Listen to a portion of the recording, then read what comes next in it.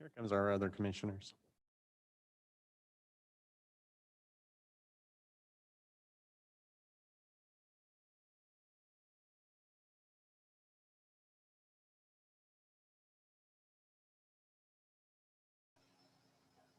Good evening, all.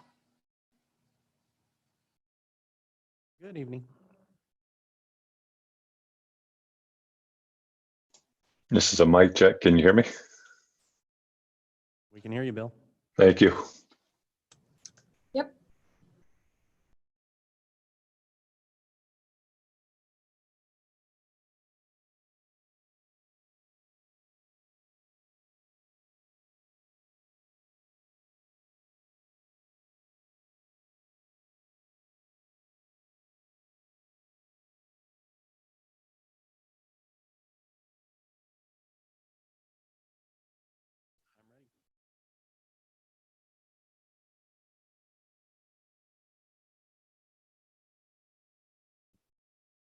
Good evening and welcome to the Planning and Zoning Commission meeting for March 4th, 2021.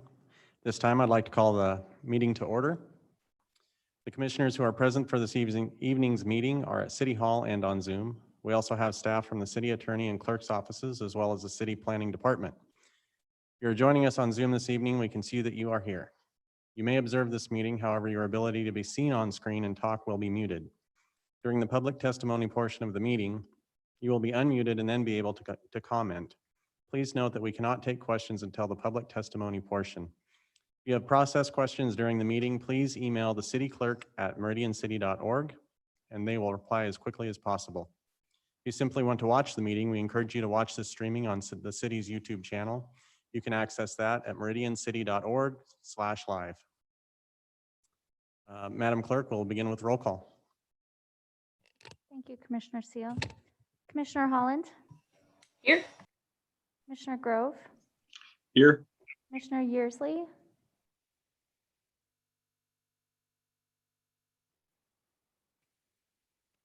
Commissioner Yearsley, I believe you're on mute.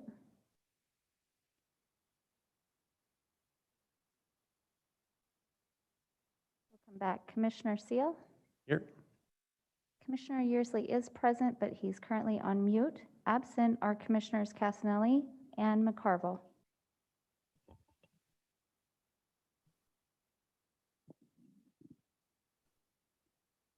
Do we want to give Commissioner Yearsley a minute to chime in?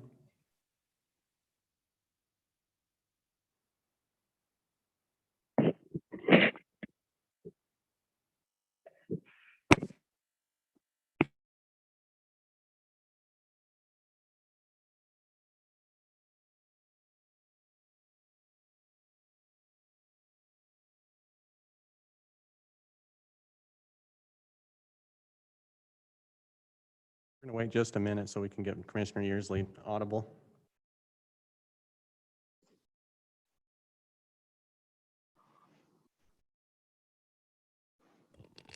Commissioner Yearsley, are you present?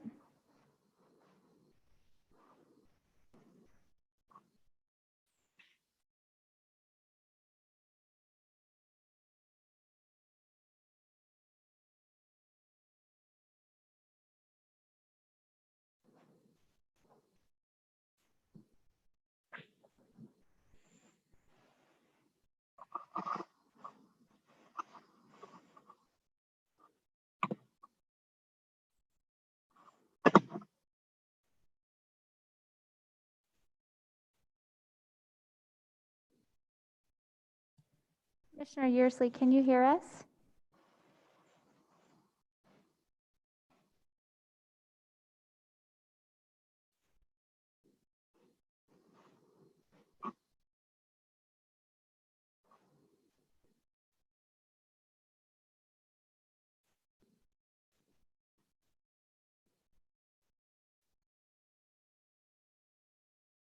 Commissioner Yearsley, we cannot hear you.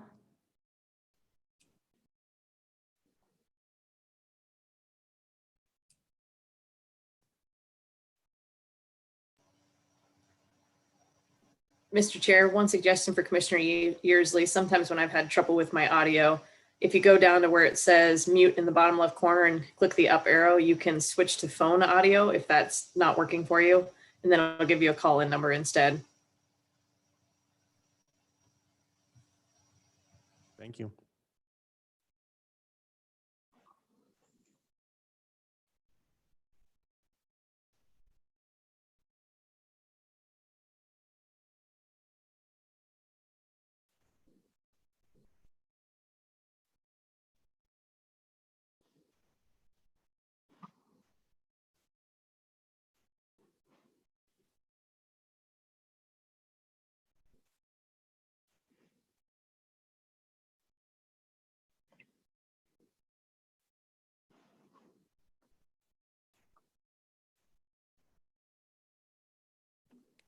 Andrea, just want to do a quick legal check. Without Commissioner Yearsley, we do have 4 commissioners still, which is technically half plus 1. Are we Yeah. okay to proceed with quorum?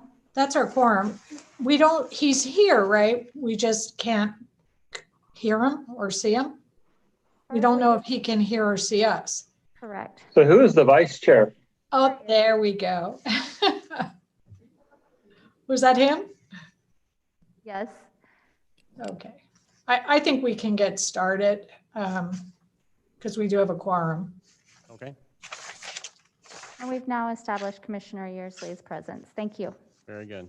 Okay. First item on the agenda is adoption of the agenda. Could I get a motion to adopt the agenda?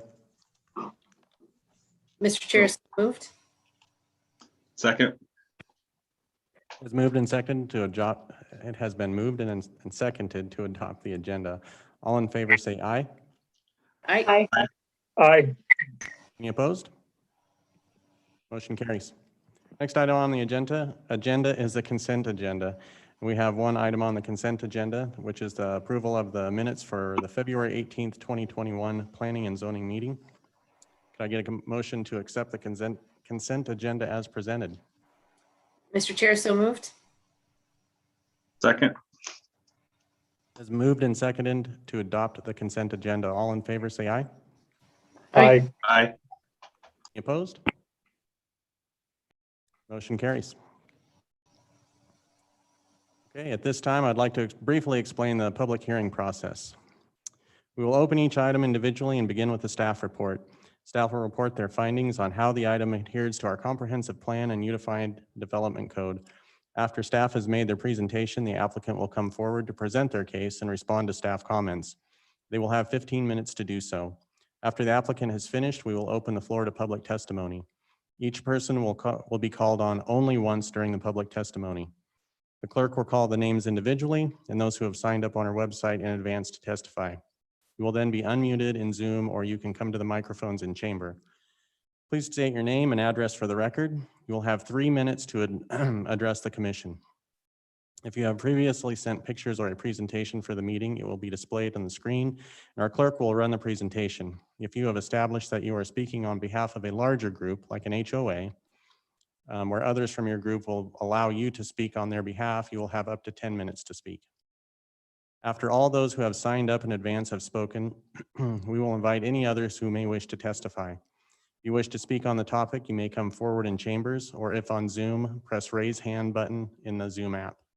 Or if you are only listening on a phone, please press *9 and wait for your name to be called. If you are listening on multiple devices, a computer and a phone, for example, please be sure to mute those extra devices so we do not experience feedback and we can hear you clearly. When you are finished, if the commission does not have questions for you, you will return to your seat in chambers or be muted on Zoom and no longer have the ability to speak. And please remember, we will not call on you a second time. After all testimony has been heard, the applicant will be given another 10 minutes to come back and respond. When the applicant has finished responding to questions and concerns, we will close the public hearing and the commissioners will have the opportunity to discuss and hopefully be able to make final decision or recommendation to City Council as needed. This time, I'd like to open the public hearing item for Lost Rapids Drive-Thru H2021-0001. We'll begin with the staff report.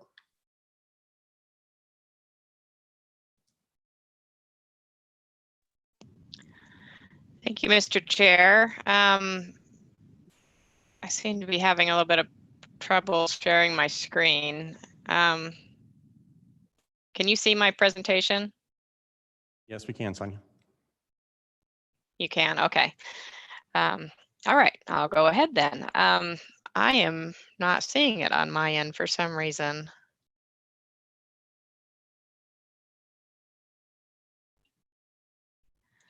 So I'm not sure how to advance my slides. I'm not sure what's going on. We do Sorry see the about Lost- that. Yeah, we see item number 2, Lost Rapids Drive-Through CUP, so it is up there. Are you Sorry, looking at my hearing outline or are you looking at the PowerPoint presentation? It is the PowerPoint presentation. Okay. Sonia, I can run it if you would like, if that's easier for you. I would like that. Thanks, Joe. I'm not real sure what's going on, but that'd be great. All right, this is a conditional use permit for Lost Rapids drive-through. This site consists of 1.61 acres of land. It's zoned CG and is located on the west side of North 10 Mile Road, north of West Lost Rapids Drive. Yes? You have to quit sharing your screen first. Ah, Thank you. okay.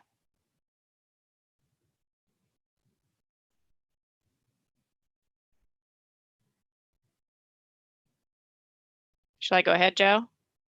There you go. Okay. If you'd do me a favor to advance the slides, I would sure appreciate it.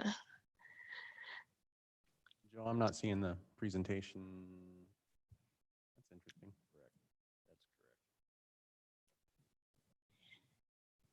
Yeah, I'm not either for some reason.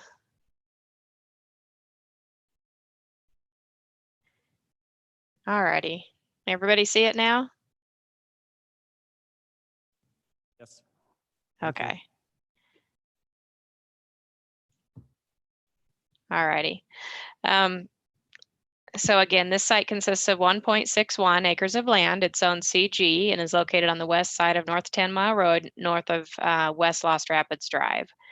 Adjacent land use and zoning to the north and south is vacant undeveloped land zoned CG. To the west is a drive aisle and Costco and future multifamily residential zone CG and R40.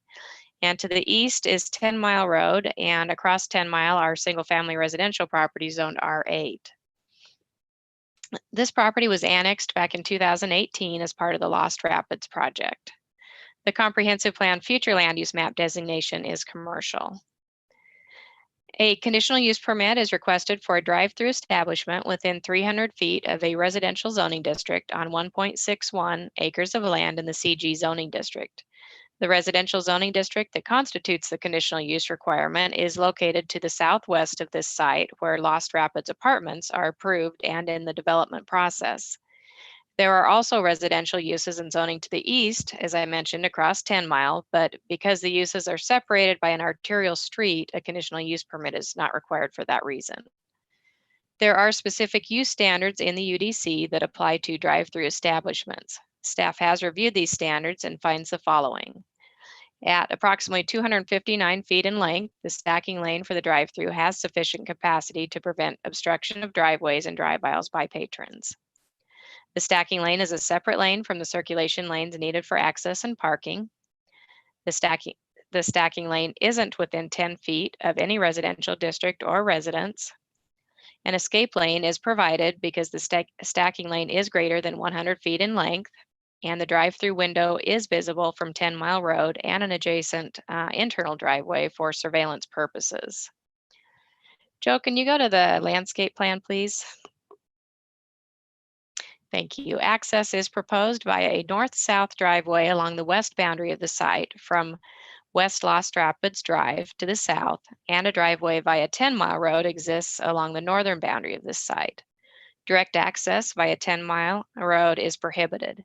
Parking is proposed in excess of UDC standards. A minimum of 23 spaces are required, 77 are proposed. This lot does have a shared parking agreement with the two lots to the south, which are currently undeveloped. Staff is recommending a pedestrian walkway. A minimum of 5 feet in width is provided to the sidewalk in front of the building from the sidewalk proposed along the west boundary of this site, as shown on the landscape plan, and along the north boundary of the site between the sidewalk along 10 Mile Road and the sidewalk along the west boundary of the site for safe pedestrian access. Next slide, please.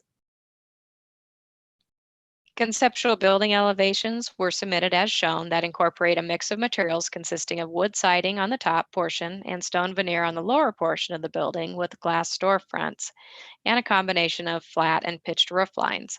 Final design is required to be consistent with the design standards listed in the Architectural Standards Manual. Written testimony has been received from Derek Gosser, DFG Development. He is the applicant. He is requesting to not be required to provide a sidewalk along the west and north boundaries of the site, consistent with the pedestrian circulation plan approved with the development agreement. Next slide, please. So this is a copy of the pedestrian connections that were approved as part of the pedestrian plan in the development agreement. It does not show a pedestrian sidewalk along the west or north boundaries of this site.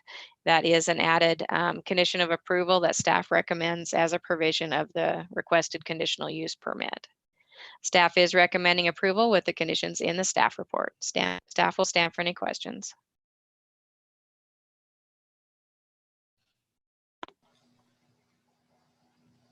Thank you. Are there any questions for the commissioners for staff?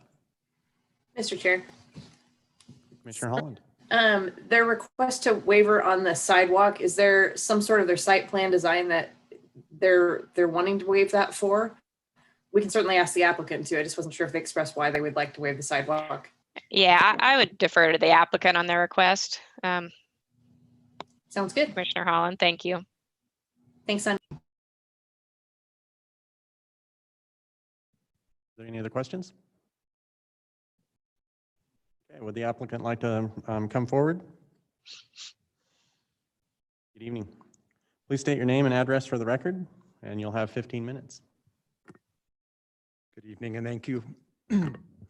Derek Gosser, 74 East, 500 South, Suite 200, Bountiful, Utah, 84010. Thank you, Commissioner. Thank you, Sonia, for your time and your help on this. As Sonia went through that, you know, we have agreed to, we feel like we've got a great product here that's been consistent with what we originally looked at in 2018 when we came through with our initial zoning. We feel like it's going to add benefit to the community, to the established shopping center, and to the patrons who are in the area. With regards to staff comments, we have, we're adding additional landscape screening to the landscape plan. Sonia had called out in her staff notes to have additional screening where the drive-through goes through. So we've made those adjustments. We've submitted those to Sonia and we'll include those with the CZC. We also agree with the recommendation for a bicycle rack and have a new site plan that shows that bicycle rack on the property, which will be submitted with the CZC as well. With regard to the sidewalk on the west side of the pad and on the north side, we go back to what the approved pedestrian connectivity map showed when we did the initial zoning, April of 2018. I don't know if, Joe, if you can pull that up. One back.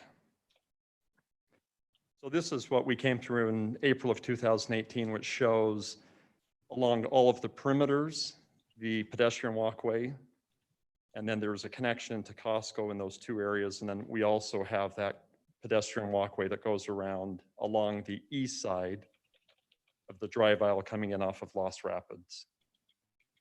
So can you go one forward? So in addition to that, what we're proposing is on 10 Mile, the only public road that this fronts, that we would have a pedestrian walkway from 10 Mile, the public road, into the site. In addition to that, we have no cross parking with Costco. So in our agreement with Costco's, we went through, for reasons we didn't want Costco patrons parking in our pad sites, and vice versa. Costco didn't want pad users parking in their site.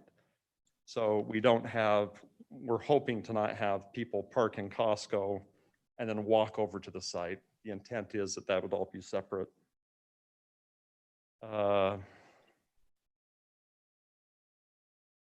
feel when we look at this, if you, on the screen on the left, we feel like this provides a safe mode of pedestrian access to the site. The safest way by not having to cross any drive aisles, by staying along the perimeter on Lost Rapids, going up 10 Mile and then coming in. Trying to think, I think that's, maybe it'd be best just to ask for any questions and then I can comment on any questions. Okay, thank you very much. Commissioners, are there any questions for the applicant?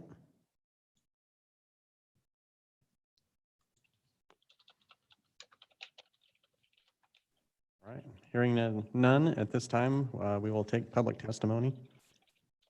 Madam Clerk, do we have anybody signed up? Mr. Chair, we do not. Okay, if anybody in the audience would like to testify, you can raise your hand and come on up, or anybody on Zoom, please raise your hand and we'll try and recognize you and bring you over so you can speak.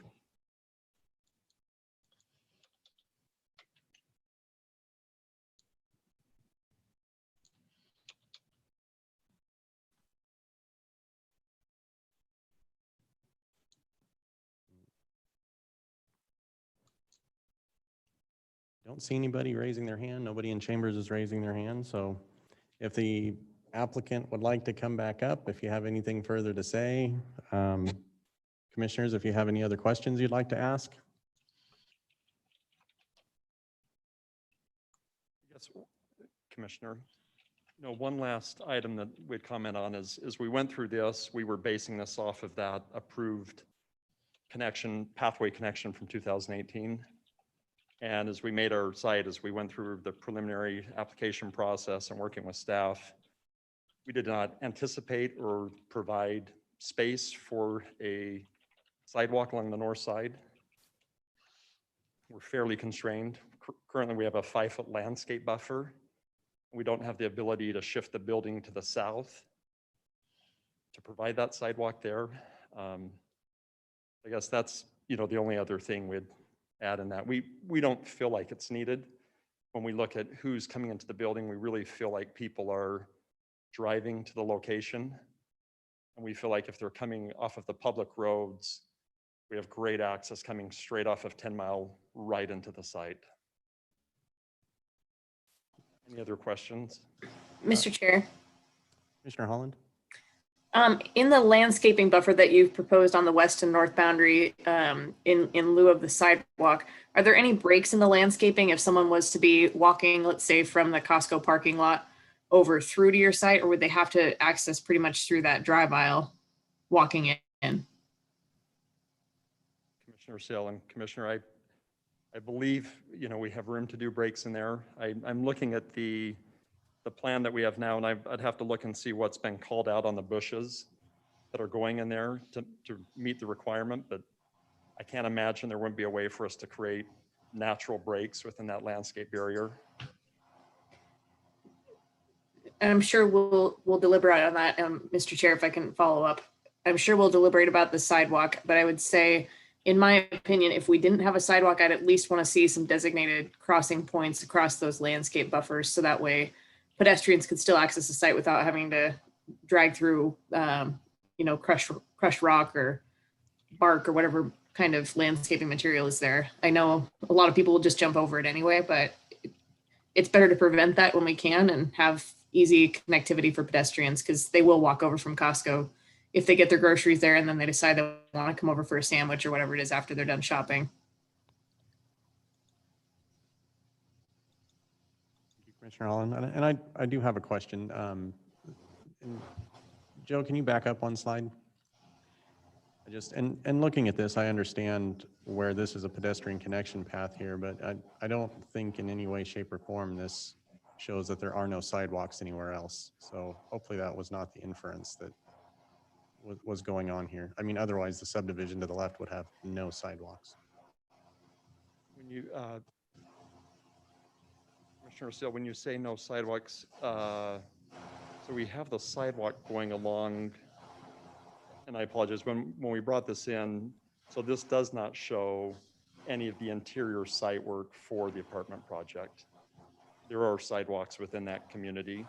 As far as sidewalks between the uses, there is the sidewalk on the north end that comes all the way around, and then that east side as well of the apartments. Did I misunderstand that, or is that? No, I'm just hoping that that it's understood that, you know, what's shown in red for pedestrian connections is not the only sidewalks that are supposed to be there and abound. And we anticipate, Commissioner Seals, we go forward on each of the paths, that each of those paths will have a connection from the public roadway into the pad as well. Understood. Okay, thank you.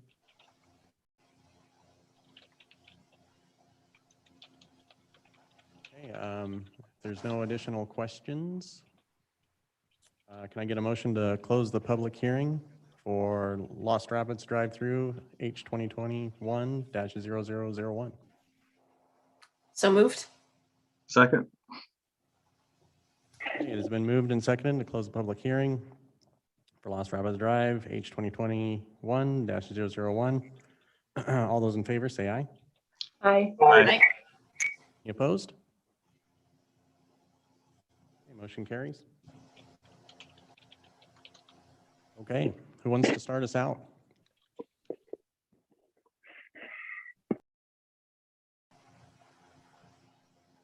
Mr. Chair, Commissioner Grove, go ahead.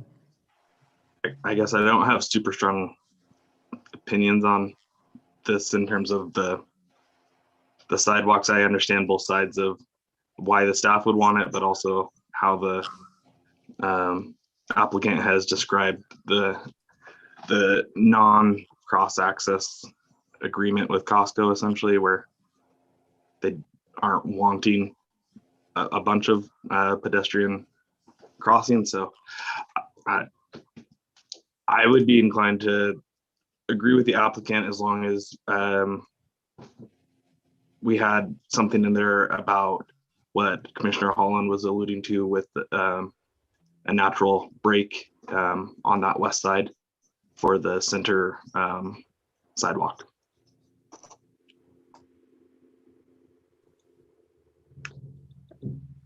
Mr. Chair, Commissioner Holland, go ahead. you know, when possible, I like seeing sidewalks too. I can see why staff made that recommendation. But where they are a little bit site constrained with their layout, I don't have a big challenge with the way that their lot's laid out, with the way that building's going to interface and the drive-through. I think that that's fine. I would say at a minimum, they need to have some sort of break in the landscaping on the west and the north boundary. And it could just be something where they have a couple of those paver stones for people to walk on to get through whatever it is. I don't think they necessarily have to be ADA compliant or anything like that if we did that. But I'd be interested to hear what the other commissioners' thoughts are on whether or not we allow them to waive that sidewalk.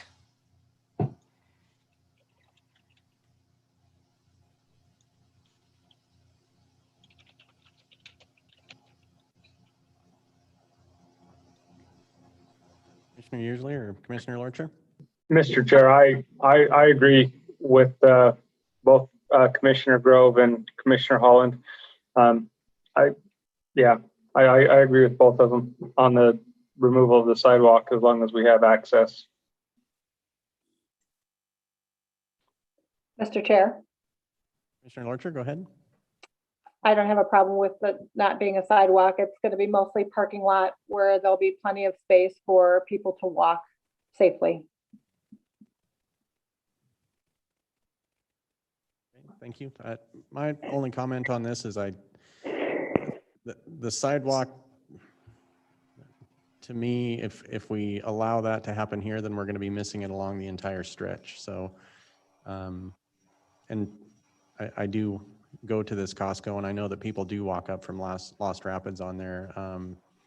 And I have seen them walking in the road, not on the sidewalk already. So that's my only concern with this, is that the interpretation is going to be that, you know, since there's already a walking path diagram out there, that nobody has to supply sidewalks in here for this. So, you know, my question would probably be to staff on that, as far as what do we have in place to ensure that when sidewalk is more appropriate, that we can enforce something to put that in.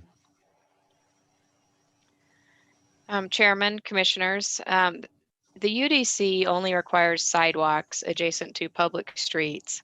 The driveway along the west side and along the north side of the property are not public streets. There will be a lot of pedestrian traffic, I anticipate, from Lost Rapids Drive from the south. Lost Rapids Apartments is kitty corner southwest of this site that's currently in the application process. There is a sidewalk that is required along the east boundary of the apartment complex, which is the west side of the north-south drive aisle. But there's nothing on the east side. None of those lots are developed yet. This is the first lot that's coming in. There is a pedestrian connection from Lost Rapids along the east side of the multifamily development, and then it goes up to the Costco site, but nothing to the east.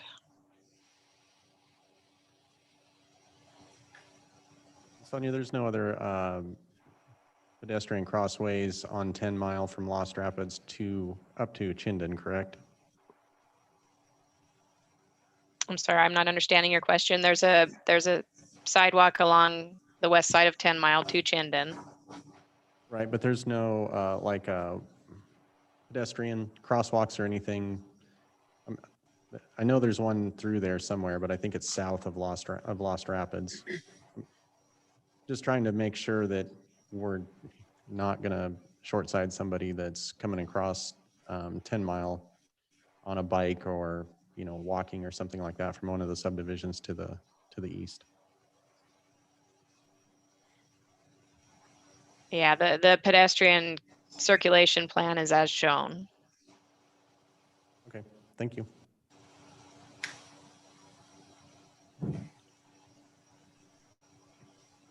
Is there any more discussion, or would somebody like to take a stab at a motion here?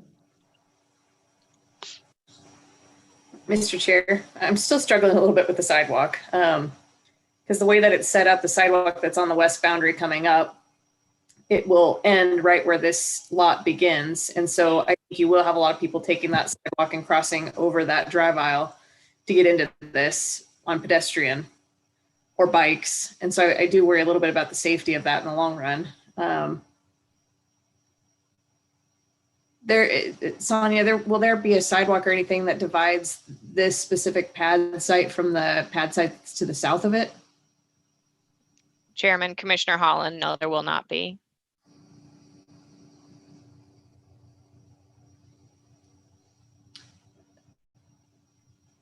Sonia, do they have room on their site plan that they could put one on the south side? Chairman, Commissioner Holland, not really.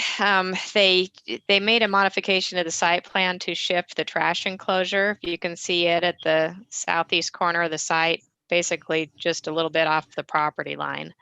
In order to enable the trash service to pull in and service the dumpster and not have conflicts with the drive-through lane. So we scooched that as far as we could to the south.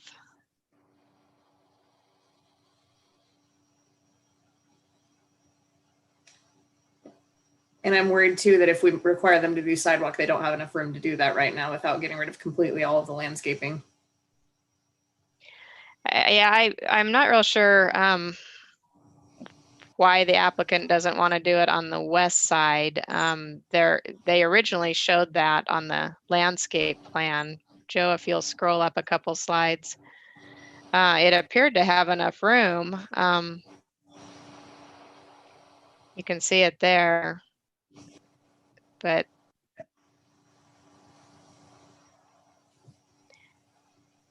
the one along the north boundary only has 5 feet for landscaping. So you'd either need to remove the landscaping and put in a pathway or a walkway. It is a code requirement next to vehicular driving surfaces that they have a perimeter buffer, but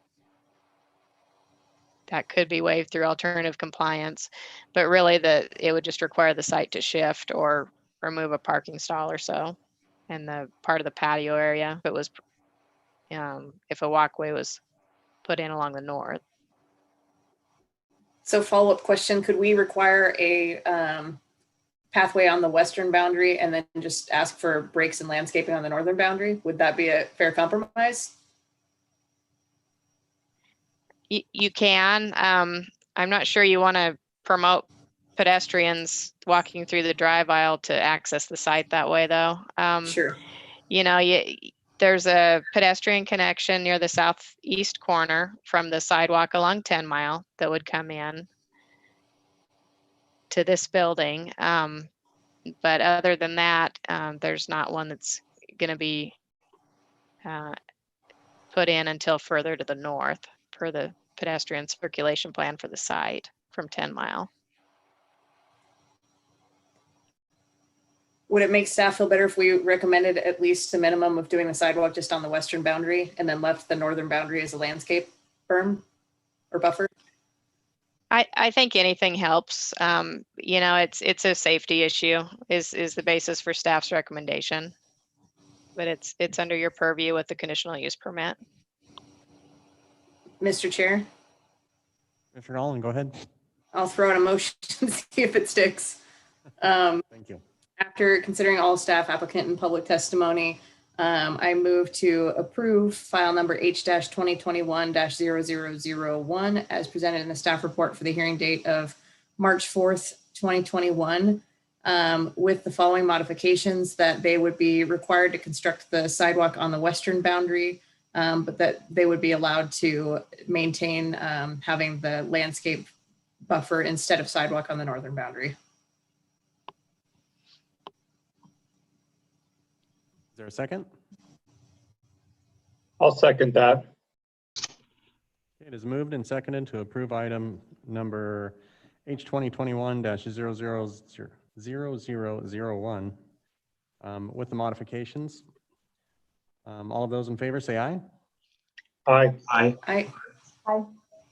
Any opposed? Okay, the motion carries.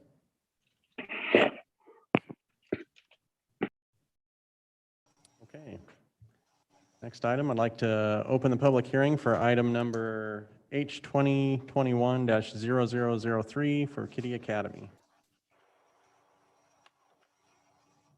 Thank you, Mr. Chair. Give me a couple seconds here to get the presentation up. Thank you, Joe. Thank you. Before I start, I do want to note on the outline, when I was writing it, I forgot to change the possible motions.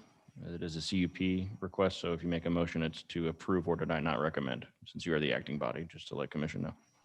Understood. Thank you for the clarification. First item by me before you tonight is the Kitty Academy conditional use permit. The site is located at 3335 East Victory Road, which is near the southeast corner of Victory and Eagle Roads. It is approximately 1 acre of land and currently zoned CC, as noted in the central picture here. To the north is CC and R15 zoning with future multifamily that is approved there and undeveloped commercial land. To the east is R4 zoning and existing single-family residential. To the south is a large RUT parcel that is a county residential parcel. And to the west is CC zoning and a Rite Aid, existing commercial property. The applicant is requesting a conditional use permit for a new 7,926 square foot single-story daycare facility. The applicant has noted a maximum child capacity of 158 children and no more than 21 staff members on the property at peak hours. Staff has recommended a condition of approval to limit the number of children served to this number of 158. The applicant did not apply for design review with this application, but have provided staff with conceptual elevations as seen. These elevations show adequate facade modulation, a number of field materials, and appropriate scale and finish materials for the proposed use. Prior to obtaining building permits, the applicant will be required to obtain certificate of zoning compliance and administrative design review approval. Access into the site is proposed via driveway connections from Victory and Eagle, as seen here, and two driveway accesses on Eagle, which are existing. In addition to the access points, the parking abutting Victory is also existing. Following initial review by staff, the applicant revised the site plan to provide a better circulation plan and better circulation pattern. The revised site plan shows 30 total parking stalls, of which 18 are new, and additional parking on the north side of the building to the west and to the west. Between these western spaces, the applicant is constructing a drop-off and pickup area here. This drive aisle is shown as a one-way drive aisle for parents that goes from the south to the north adjacent to the west-facing center. The applicant has proposed the one-way drive aisle in this direction with the anticipation of a majority of the future children coming from subdivisions to the south because it has an easier access from those existing subdivisions. And the adjacent, as noted in the other picture, the existing driveway connections along Eagle. Staff finds that the site plan provides adequate safety and circulation to meet the required specific use standards. In addition to the future building itself, the applicant is also proposing 3 outdoor play areas noted on the plan with the 3 colors. These play areas are shown to be fenced for safety, and the fencing is supposed to be 6 foot, non-scalable, which is being proposed and meets code. The subject property has an existing sidewalk connection to the subdivision directly to the east, and this sidewalk connection will also be maintained with this new use. Maintaining this pedestrian connection makes this a truly walkable commercial use and offers adjacent parents an extremely safe access to the daycare. Staff does recommend approval of the requested CUP application, and I will stand for any questions.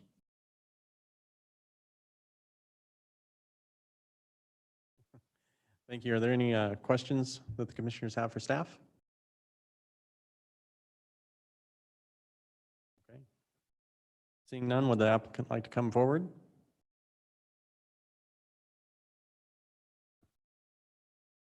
Good evening. Please state your name and address for the record. Thank you, Mr. Chairman and Commissioners, and thank you, Joe. I'm Amanda Bidwell with New Design. Could you get just a little bit closer to the microphone there? Sorry. Amanda Bidwell with New Design Architecture, 725 East 2nd Street in Meridian, Idaho. So I'm here on behalf of Kitty Academy today. As you can see on the screen, yeah, okay. We've proposed some preliminary elevations that kind of tie in with the existing Rite Aid that's over there, using some stucco and complementary awnings. I'm going to go to the next slide. The building's located next to the Rite Aid off of Eagle and Victory on an existing pad site. Joseph already talked about the access points from Eagle and Victory, and we have adequate access to our building. If you want to go to the next site. So as mentioned, it's on about an acre parcel. The building is roughly 7,950 square feet. And we're proposing 3 separate play areas to add variety for different ages of children on the site. And then we're also offering 30 parking stalls on the site. And there's a pedestrian connection currently shown on the site plan to the east. Staff has recommended we also provide one out to Victory Road, continuing that same sidewalk to the north. We agree with that, so we'll provide that in the CZC application. Next slide, please. One of the most important parts of the circulation on our site is that drop-off and pickup lane.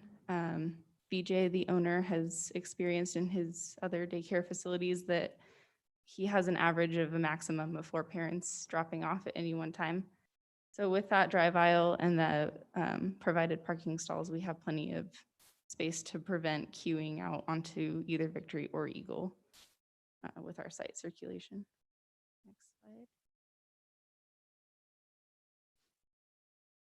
So the landscaping is shown all around the building. It does meet code there. And another feature that we have is a fence surrounding the building. That's for, you'll see on the next slide, there are doors exiting from each classroom, and that they exit out inside the fence to direct children around to the back and just promote safety that way. The floor plan has a variety of classrooms. We are requesting a maximum of 158 children. There will be an average of 15 employees on staff with 21 during peak hours in the middle of the day.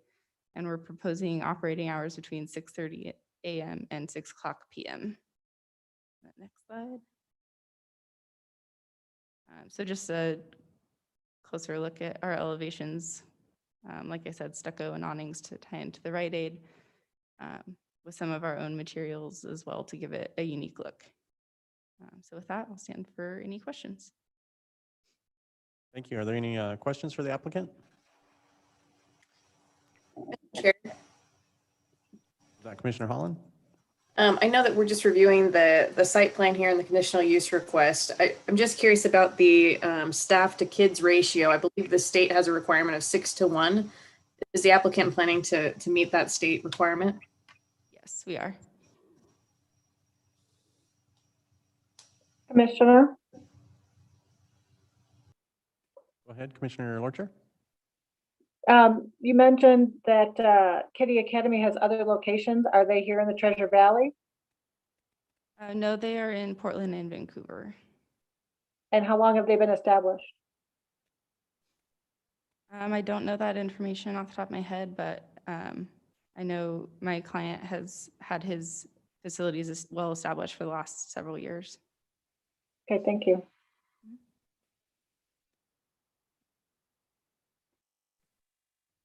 Mr. Chair. Go ahead, Joe.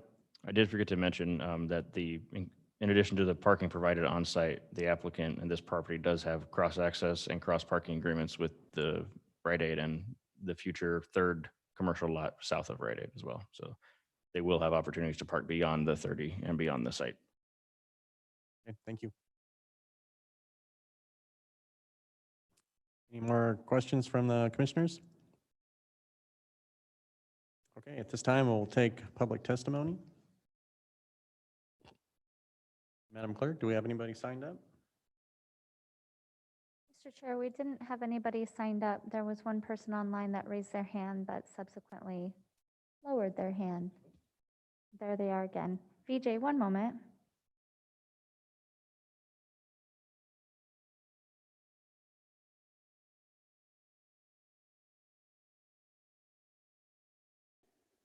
Hi, thank you. I just wanted to answer that one question came up. We have been operating for the past 4 years, entering our 5th year of operations. Sorry, sir, can you go ahead and state your name and address for the record? Sure. This is Vijay Lavarasan, and my address is 2219 Northwest Sierra Way, Camas, Washington. Okay, thank you. Go ahead. My wife and I, we have been operating a childcare center for the past 4 years, and that's just wanted to make sure.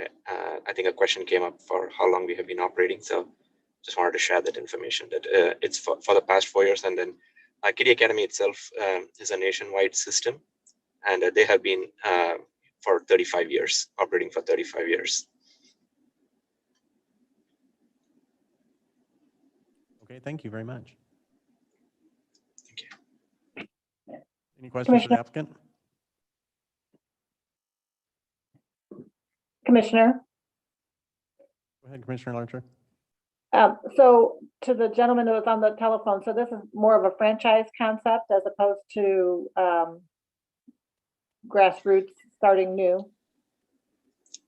Yes, madam. It is a franchise, but each location is independently owned and operated. So it'll be me and my wife, Deepika, will be fully owning and operating it. Okay, thank you.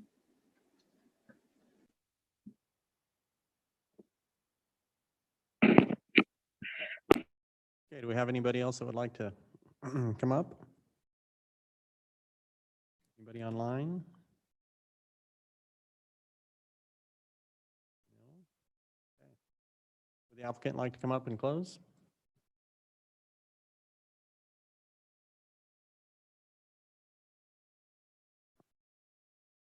Thank you. We think this is a really great opportunity for the surrounding neighborhoods to have a daycare facility located very close to them. So we're excited about this project, and I'm here for any additional questions. Are there any further questions from the commission? All right, hearing none. This time, can I get a motion to close the public hearing for item number H 2021-0003, Kitty Academy?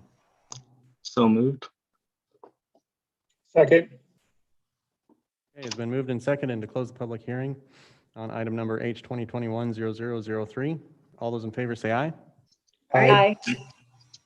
Opposed? Okay, motion carries. All right, commissioners. Who wants to lead off? Mr. Chair, Commissioner Grove. I don't see any issues that jump out at me. Definitely need additional daycare, childcare facilities in the area, and this would be a good addition.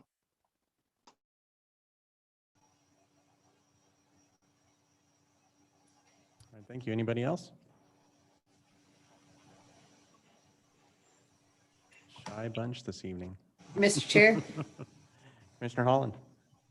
I don't see any concerns. So since nobody else was jumping up, I'll just make a motion and see if it goes somewhere. After considering all staff, applicant, and public testimony, I move to approve this file number H-2021-0003 as presented in the staff report for the hearing date of March 4th, 2021 with no modifications. Second. Been moved and seconded to approve item number H 2021-0003 for Kitty Academy with no modifications. All those in favor say aye. Aye. Aye. Any opposed?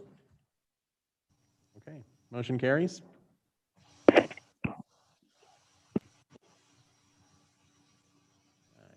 Ready for the next one? Okay, at this time, I'd like to open the public hearing for item number H 2020-0113, which has been continued from February 18th for Foxcroft subdivision. We'll begin with the staff report. Thank you, Mr. Chair. Now we're on to the fun ones. As noted, this is for the Foxcroft subdivision. This project consists of multiple properties totaling 35.7 acres of land, which is majority of it is currently zoned RUT, but 12.7 acres of it are already zoned R15 from an older approval. The site is located directly west of 10 Mile Road and is on both sides of the proposed Pine Avenue extension, and it is east of the 10 Mile Creek, which abuts the property entirely on its west boundary. This Mr. project Chair. surrounds. Go ahead, Sorry, Commissioner Grove. Joe, did you want to switch slides before? We're not seeing the slides on Zoom. Sorry, I could see them in chambers. Okay. Interesting. That is odd. There it is. Thank you. Thanks, Commissioner Grove. So as noted, this is 35 and a half acres, 12 of which are already zoned R15, located west of 10 Mile and on both sides of the proposed Pine extension, and all the 10 Mile Creek borders it on the west boundary entirely. In addition, it surrounds the Mile High Pine subdivision, which is the, I guess, the white area shown here. Has not yet done their rezone, but they've garnered approval from City Council. To the north is R4 and R8 zoning with detached single family, as well as 2 civic uses, Chaparral Elementary School and Fuller Park. To the east is 10 Mile Road, as noted, and across that is CC. That's not right. No, well, it's CC and RUT zoning, as I noted, which will be the future Mile High Pines, which is R15 zoning, as well as some CG zoning. To the south is a railroad property, and south of that is CG zoning with some self-storage. To the west is the 10 Mile Creek, and further west of that is R8 zoning and existing detached single-family homes. As noted, the R15 piece already is obviously zoned. It received approval and annexation in 2005. However, the development agreement and use and plat were never signed and never, I guess, fully issued. Therefore, the property did receive zoning, however, but no development agreement, no concept plan, and no plat are currently approved or relevant on that site. It does have 2 future land use designations on the site, medium density residential and mixed use community.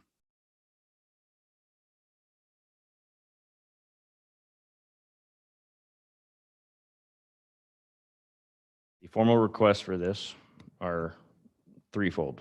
an annexation and zoning of 23 acres of land with a request for R8 zoning designation, a preliminary plat consisting of 85 building lots and 31 common lots on 35.7 acres of land in the proposed R8 zoning and the existing R15 zoning, and a conditional use permit for a multifamily development consisting of a total of 216 units on the 12.74 acre site in the existing R15 zoning district.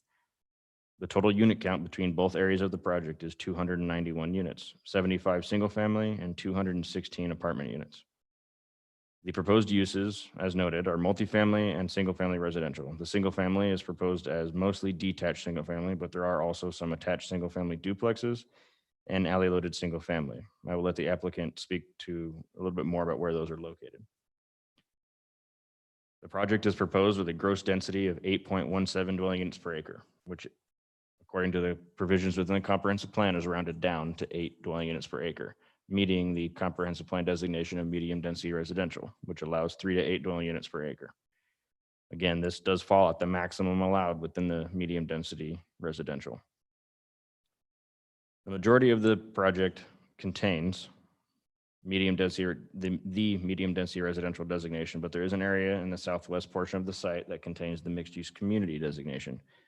Mile High Pines, as noted, already approved earlier this year, is to the south and east of this project and contains, they are entirely mixed use community.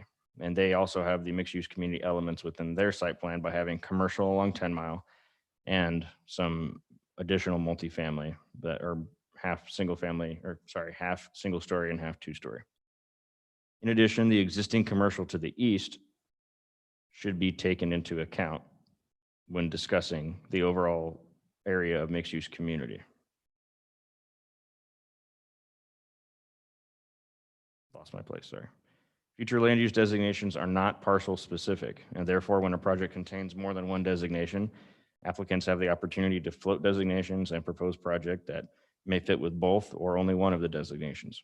In this case, the applicant has not chosen to include any commercial uses with the subject property and instead has proposed a project that is entirely residential, corresponding with the medium density residential designation. Despite intentionally not proposing a project consistent with the MUC designation, the applicant understands that some integration of uses and incorporating adequate transition between uses is still important. Thus, the applicant and that of the project to the east, Mile High Pines, have worked together to allow cross access between the projects located on the south side of Pine Avenue, so both vehicles and pedestrians can have easier access to the commercial approved on the west side of 10 Mile, and that would be right here, as well as an emergency access here that more than likely I would walk through because it's only going to be bollards, so that's another pedestrian connection. Much of staff's analysis within the staff report regarding the apartments was based on the transition between these units and the existing 2-story single-family homes to the north. Following publication of the staff report, the applicant provided additional information and an exhibit to show that the 3rd floor of the 3-story buildings will only be approximately 4 feet higher than the 2nd story of the adjacent single-family homes. My other discussion and analysis regarding the density and the MUC designation were somewhat misplaced and should not remain in the staff report. Following review of this information, staff is recommending that some of the conditions of approval and DA provisions be changed or removed in line with the provided staff memo submitted on Monday, March 1st. With the latest information provided to staff finds the proposed project complies with the comprehensive plan. To dive into this exhibit a little bit more quickly, you can see the elevations of the existing and the proposed. There's a presumed approximate 4 feet of fill and or foundation for the apartments. And then you have the 1st, 2nd, and 3rd floor, which, as you can see, not that much higher than the adjacent 2nd story, which I was concerned with initially. It will also be more than 80 feet away from the abutting adjacent homes to the north. So line of sight is going to be very difficult to see into their yards, which is preferred. I can understand that perspective, which is why I initially had them being reduced to 2 stories. As noted in my memo, commission does have, with the CUP process, commission does have the authority to limit any part of the multifamily as well. The applicant submitted conceptual renderings for the proposed apartments and some photo examples of the proposed single-family homes.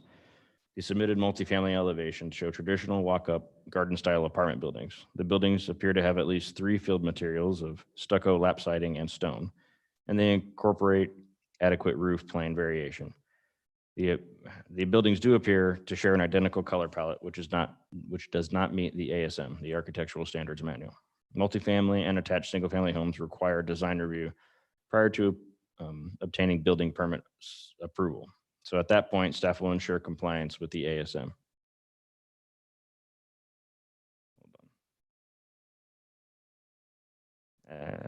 Here's some examples of the attached duplexes, the alley loaded, and then the standard home lots, the detached single family.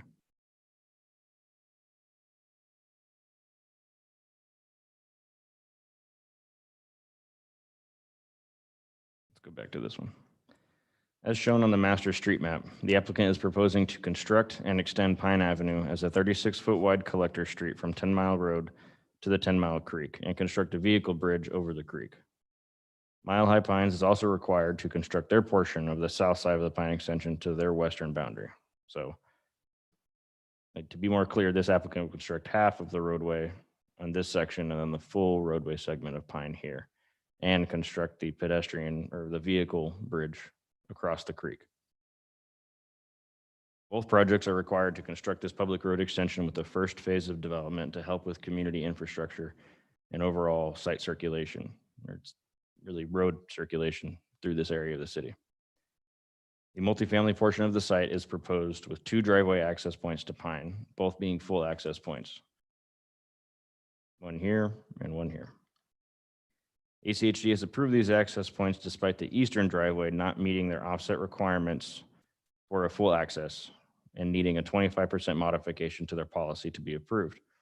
Moving this access further west would significantly change how the triangle-shaped R15 piece could be developed, which aided in ACHD's determination to allow this access as proposed. In addition, it lines up with the access within Mile High Pines to the south. All of the streets within the single-family portion of the site are proposed as public local streets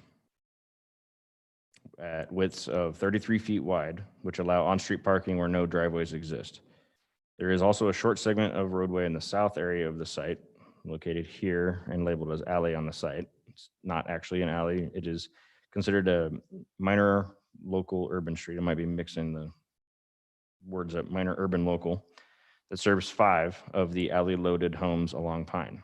This road is a reduced street section of 24 feet and does not require sidewalks. There are plenty of other sidewalks adjacent to this area that serve these units as well as the open space surrounding it.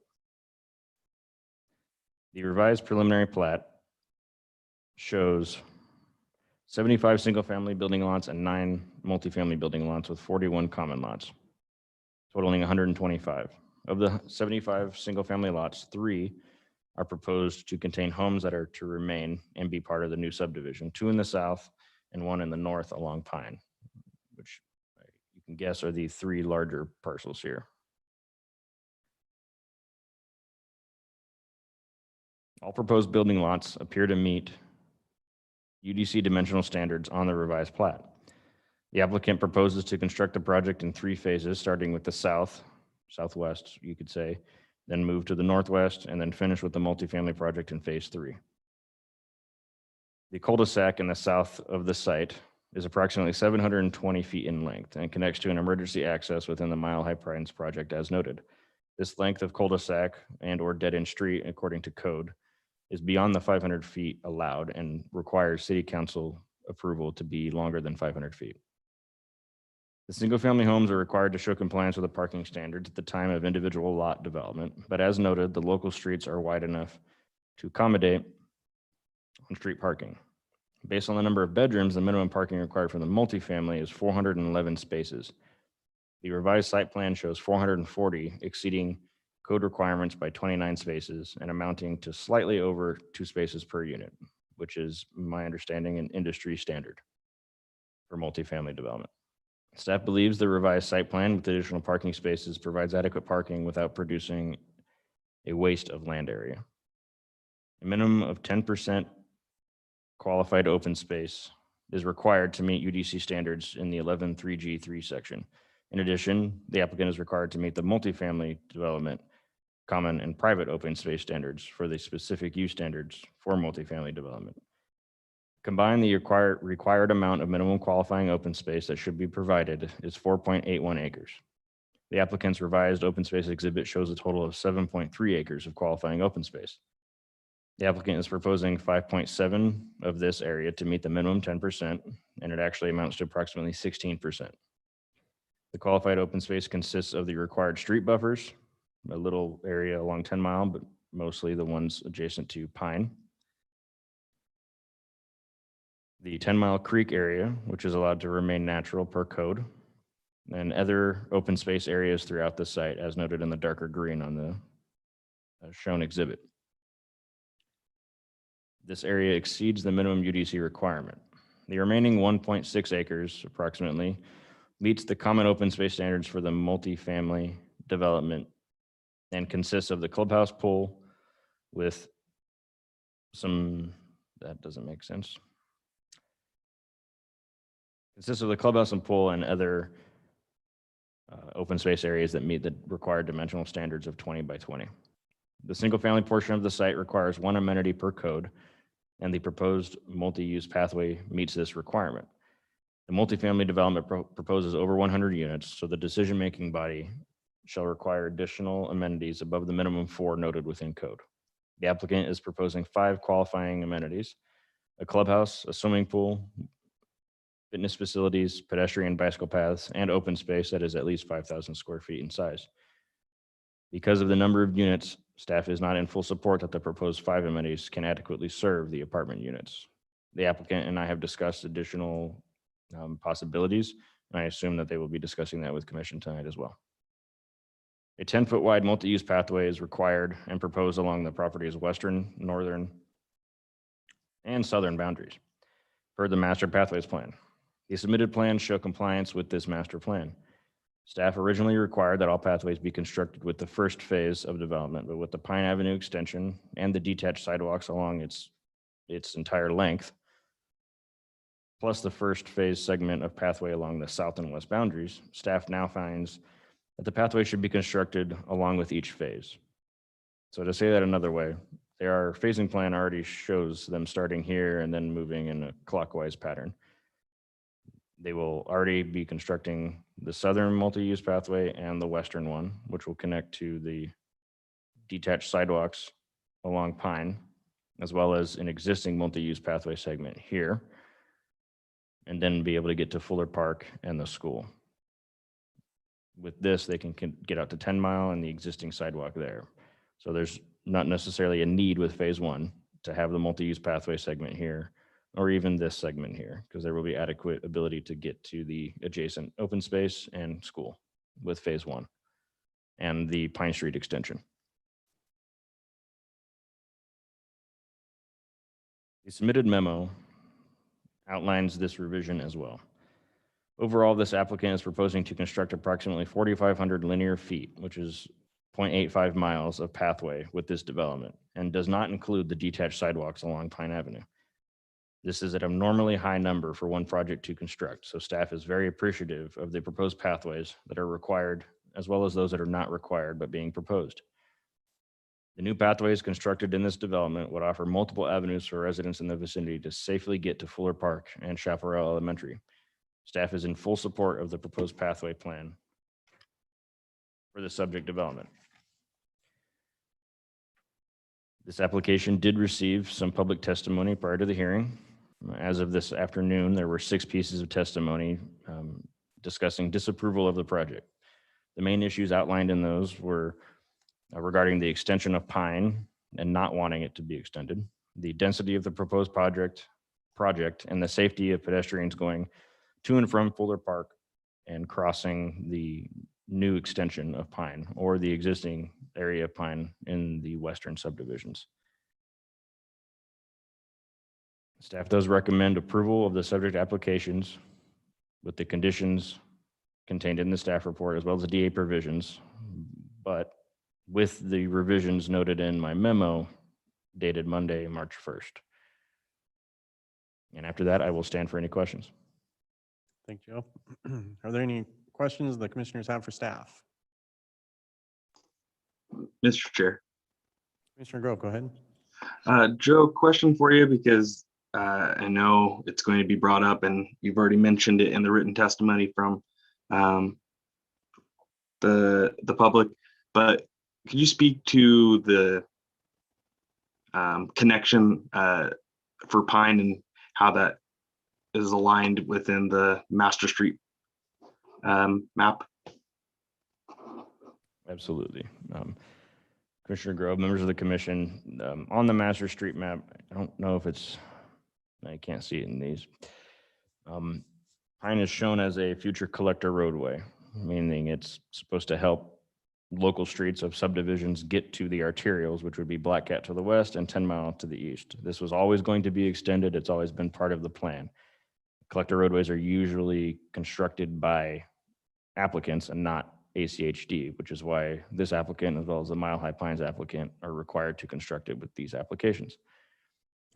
They will be also constructing the bridge over the 10 Mile Creek, which is obviously one of the more expensive pieces of the project for this required access. Pine will be extended from the west all the way to 10 Mile between the two projects. Should line up on the section line between the south and the north, and should align with the existing stub to the west. Does that answer your question, Commissioner Grove? It does. And I guess a follow-up question, because it was brought up in the testimony, but could you speak to the, I guess, signalized lights on the east, but how, I think a lot of the concerns were how it affects the non-signalized intersection to the west, but since that's not part of this project, how this is addressed or not able to be addressed with this project? Great question, Commissioner Grove. So yes, as noted, the Black Cat and Pine intersection is an off-site thing, and generally speaking, very rarely does the city require off-site improvements. This would be one of those cases where we are not going to require that. It's not just the city, but also ACHD, noting that there are not yet enough vehicle trips at that intersection to trigger a signal. That doesn't mean that Black Cat is not going to be widened, which it is slated to be widened in the coming years, thankfully, from Franklin all the way to Cherry. Whether that includes a signal, I am not aware of that. From what I have seen, I have not known of a signal to be placed at Pine and Black Cat. However, with this extension, majority of people in this subdivisions that are to the west, if they need to get to the freeway, likely they're going west to Black Cat and then down to Franklin, back out to 10 Mile. Now those trips would be heading directly east and not utilizing the Pine and Black Cat intersection, which should help alleviate some of that traffic. I can't speak to the traffic associated with the school site south of where all of this is at, but that's also why ACHD is planning to widen Black Cat, hopefully sooner than later. My understanding is within the next 5-year work plan that they are including the widening of that road. But this extension should alleviate some of that issue because people would logically go east to get to 10 Mile rather than heading west and going around the subdivisions. Thanks, That Joe. answers you. You're welcome. Any other questions for our staff?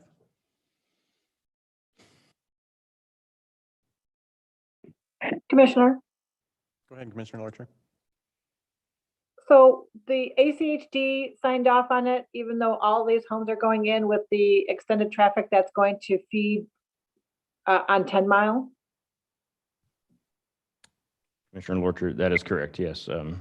ACHD very much wants this extension to help alleviate some of the traffic issues further to the west off of Black Cat. Off of Black Cat, okay. Thank you. Yes, ma'am. Any other questions? Would the applicant like to come forward?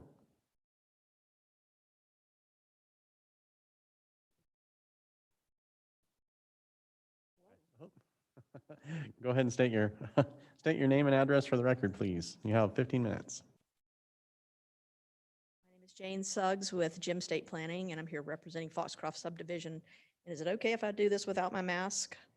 I think you're okay. Okay, because I fogs my glasses up sometimes. And then, Joe, do I just press down if I want to get forward, or do I tell you? Okay.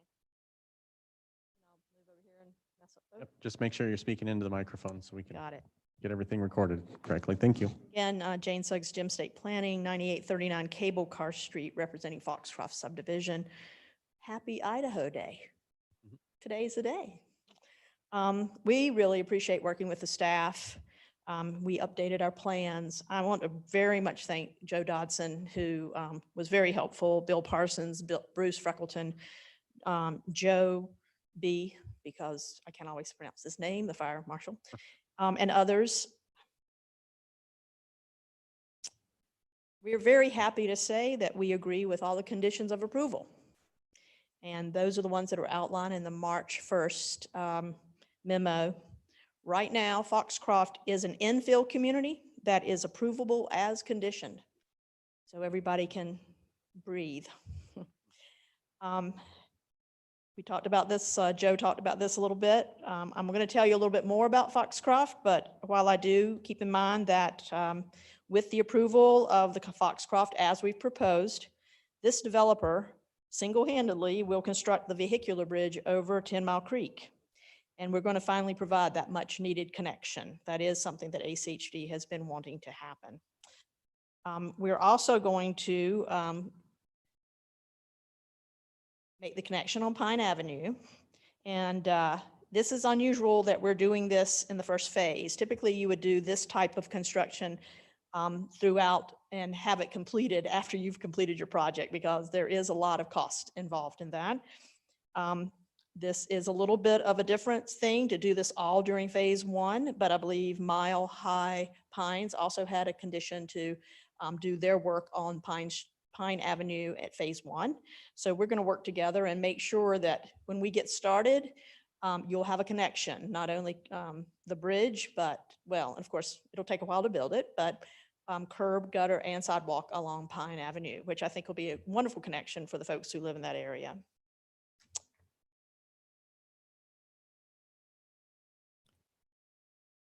I also want to put this project a little bit in, since it's an infill project, and put it in context.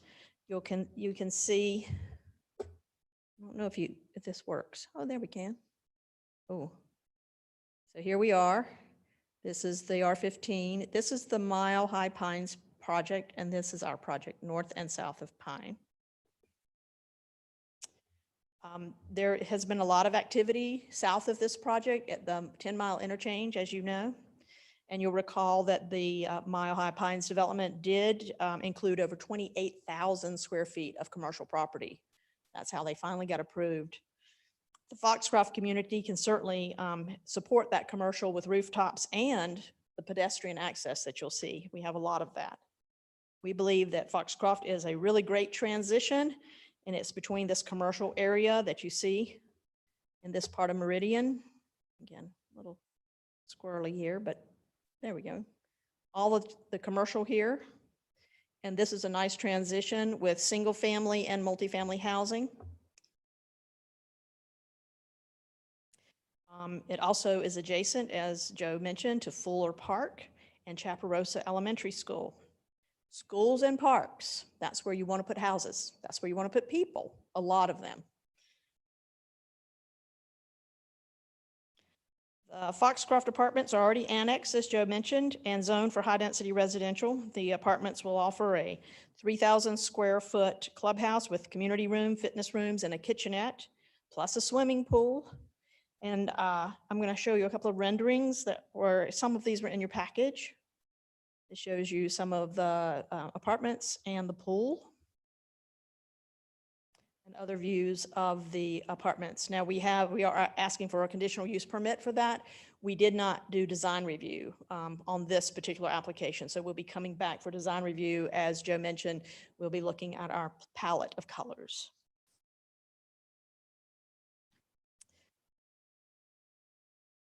This plan shows the different types of lots.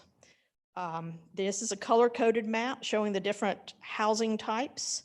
The blue lots, the grayish blue lots, and they're the larger lots, are the existing homes that are out on this Pine Avenue, which really is just a dirt road right now. It's not even a dedicated right-of-way at all. They will remain as part of the plat. The peach-colored lots, the ones south of Pine, are single-family detached homes. They'll face Pine, and they'll have garages in the back. And this makes for a really nice streetscape as you're going down Pine. And that's one of those homes.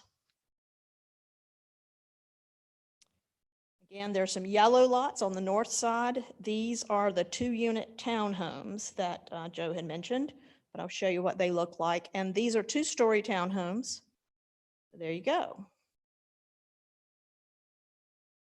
And the tan lots are the ones that are just standard single-family detached homes. And there's an example of one of those. Even though we are within walking distance of Fuller Park, and Fuller Park, if you haven't been out there, it's incredible.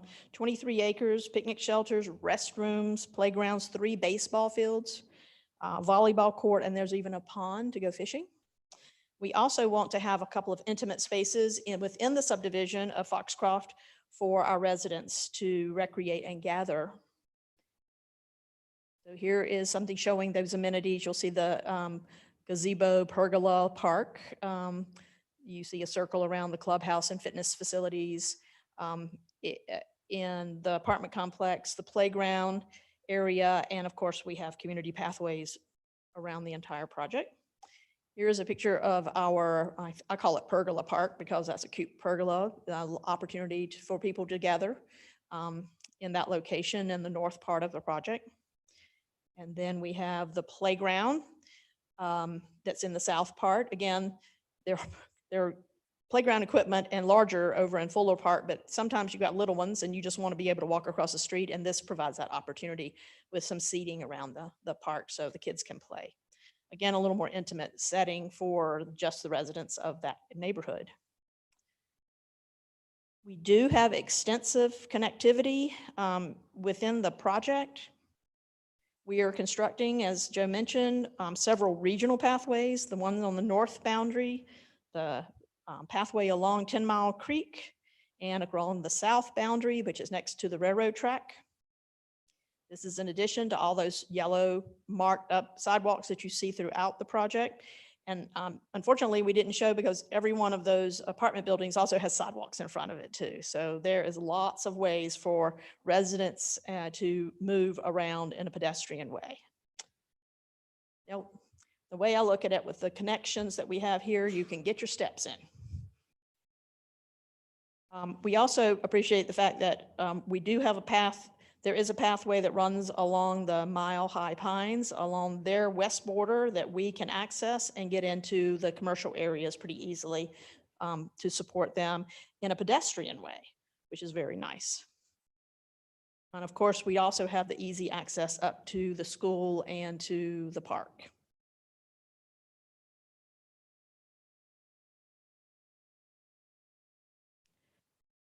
I can stand for questions, but first let me say how much I appreciate again the staff working with us on these conditions. We are in agreement with all the conditions, and we very respectfully request your recommendation of approval to City Council for the annexation and rezone, the preliminary plat, and the CUP for the apartments as conditioned in the March 1st memo, and I will stand for some questions. Thank you. Do we have any questions for the applicant? Mr. Chair. Go ahead, Commissioner Grove. Yes, I have a question on the southern parcels and how the access to those lots will work. Are those indicated as driveways? I couldn't really tell what those were intended as. Yeah, thanks.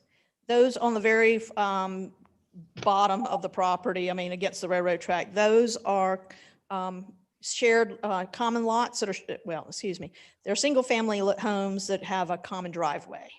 So because we have such an odd shaped lot there wasn't any way to really get a street to wrap around. So they will access to the cul-de-sac, and you'll see several of those where they're, the lots on the very southern border will take their access to a common driveway. You'll see that as they're shared there. So those are single family, they're not multiple family lots. And they're pretty good sized lots. They just have to share that common driveway. And they're popular all over town when you have these odd shapes. And that's a little bit about why we have to design this way, and why we design for residential is because of the odd shape of this property. Does that help? Is that what you're talking about, Commissioner? That is, thank you. And if I could, one other question, is there future plans for the 3 existing residential lots to be developed in the future, or are those intended to stay as is in perpetuity? Well, it's hard to say. They are going to be part of the plat. They will be zone R8. We were asked by the staff to take a look at how the 2 on the south side, since they're larger, how they might redevelop. And we wanted to make sure that there would be a possibility of doing that by making sure that we didn't landlock them. And do you have that, Joe? Do you want me to see if I can? I think I have it down here on way down. Aha, there it is. We did develop a little sketch. Now, this is not going to be property that we own after the property is finished, so it will belong to the people who actually sold the property to the developer. And so this was just showing that those 2 homes could redevelop their property in the future, meet the zoning code.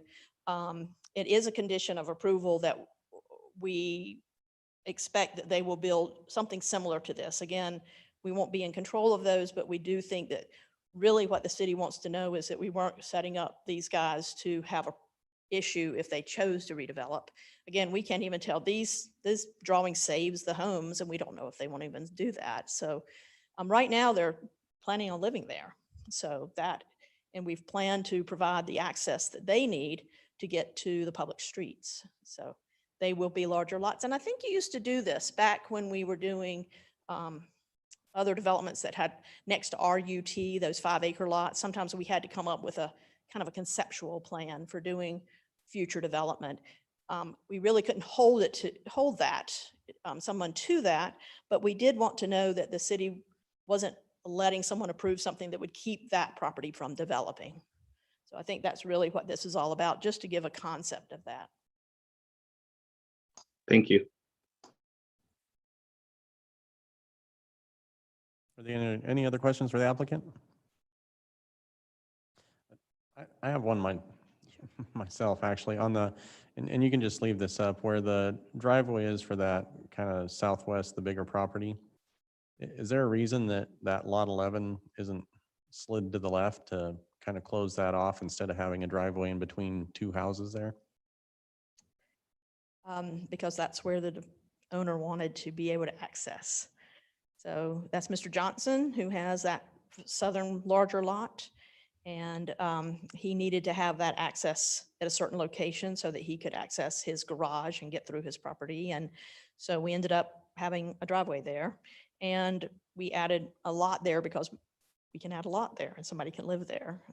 Of course, 12, we would love to develop that as well, but it wasn't large enough and didn't have the right configuration to put a house on it. Okay, thank you. Any other questions? Okay, let's go ahead and open it up for public testimony. Madam Clerk, do we have anybody signed up? I'm guessing we do. Mr. Chair, we had 2 people sign up, none of which indicated a wish to testify, however. Okay, if anybody in chamber would like to speak on this, you can raise your hand, have you come up. Oh, we've got somebody online. Jane, one moment, please.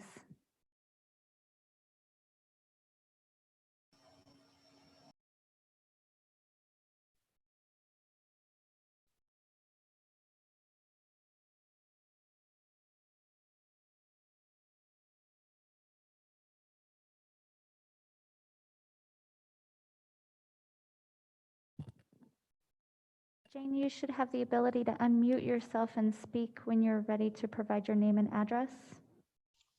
Okay, are you looking for Jane Byam?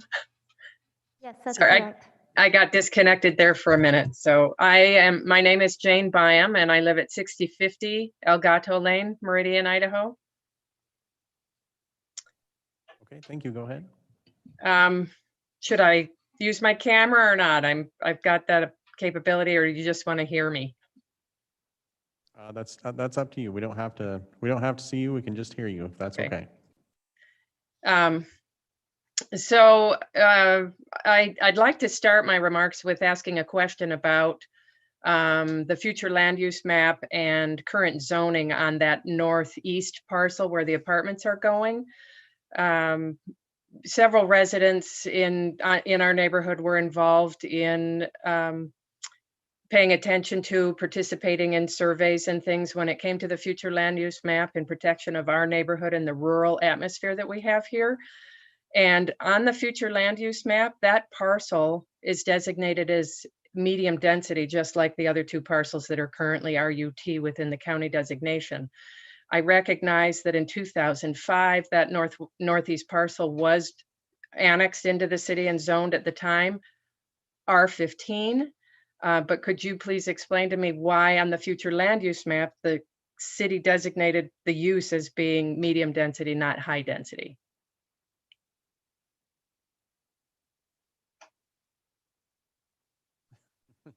Joe, do you want to take a stab at that? I can, but usually we let the public testimony go first. Okay, And then I was going to say, if she has another comment, we can hear that. And then if nobody else wants to Okay. answer, then I will gladly answer that. Okay, so should I continue with my other remarks and then Yes, we'll ma'am. come back to that? Okay, thank you. Being on Elgato, which is essentially directly across from Pine, we have seen increased traffic on our quiet agricultural street over the past few years. When the school was being proposed, the Aviator Charter School was being proposed to the city. Originally, that property there was going to be high density, but when the school was approved, that was changed to mixed employment, I believe. And I know that a parcel of that property is now going back to high density. At the time, a traffic study was done by Compass Charter and said that at peak times, there were only 200 cars coming down Black Hat. Well, anybody who lives on our street can tell you that there's certainly more than 200 cars going down Black Hat. And so traffic is a concern at the time that school lets out and starts in the morning. People can't get out onto Black Hat because of traffic stopping to turn into the school.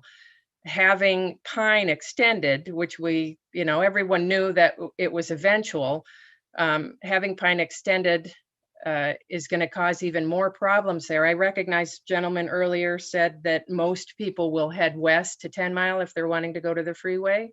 But if anybody that's going to live in these homes or in the apartments have children that are going to be going to the charter school, they're going to be heading west.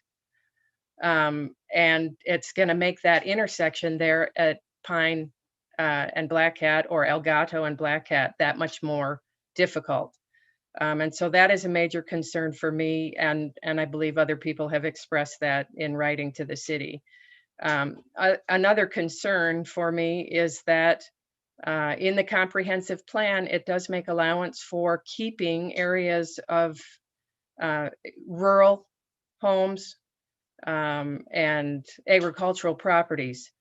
And as time goes on, and just really in just the last 2 years, we're seeing more and more farmland becoming high density or medium density subdivisions. So I am concerned about the fact that the applicant is requesting or going with the maximum density for the medium density area rather than giving those homes a little bit larger lots and leading to, less congestion when it comes to people. We're seeing that rural atmosphere that used to exist here in Meridian disappearing very quickly. The comprehensive plan states housing introduction communities for housing should be available for all income groups with a diverse mix, including rural, modular townhomes, apartments, workforce housing, large lots, subdivisions, and single-family homes. We're seeing a lot of cookie cutter homes crammed into small spaces with, like 10 feet or less in between homes. And so the rural atmosphere is disappearing very quickly. Residential land uses, the purpose of this designation is to provide for a variety of housing. There's several things in the comprehensive plan that emphasize the need for maintaining some of that rural atmosphere. And Ma'am, you'll need to wrap up. The okay. 3 minutes is up. Okay, so I just want to express my concern for increased traffic coming to the intersection of Pine and Black Cat, which when traffic is backed up on Black Cat, there's the potential of people going down El Gato instead of waiting to get to the traffic light at Franklin. And that causes a hazard on our street. And so that's a major concern for us, is that increased traffic with Pine going through, especially if it's not going to be a controlled intersection. So those are all the comments I have. Thank you. Okay. Thank you, ma'am. Okay, do we have anybody else that wishes to testify?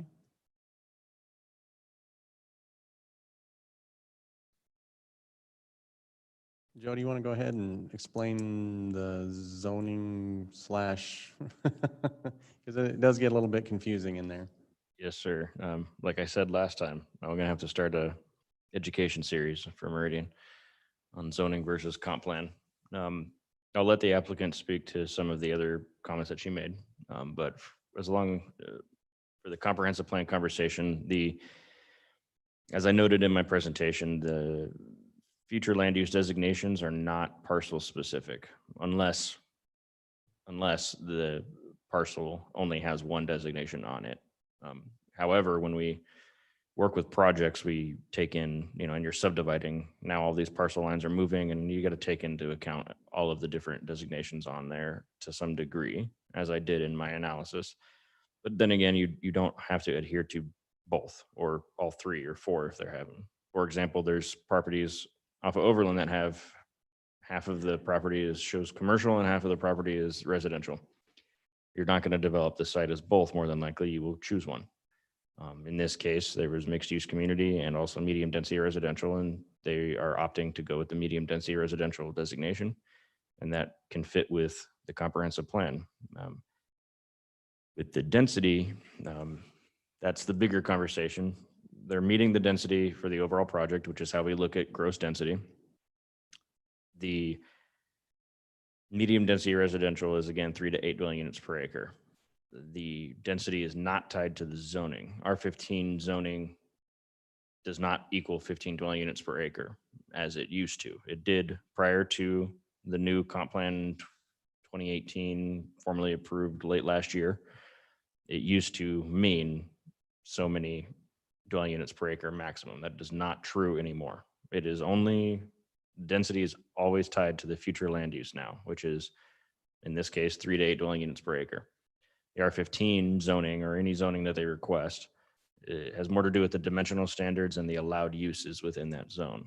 They could have requested R40, which does not mean 40 units per acre. It just means that there's no minimum lot size. That's in a higher height limit. That's pretty much the only differences. R15 has a minimum lot size of 2,000 square feet and a maximum height, I believe, of 45 or 50 feet roughly. So that's the biggest difference between the comp plan and the zoning. But they are meeting their density per the comprehensive plan. And if you have more questions regarding that, you can review my staff report, and I did more in-depth analysis than that. But I hope that answered your question, ma'am. Okay. Thank you, Joe. Appreciate that. The applicant, excuse me, the applicant like to come forward and close?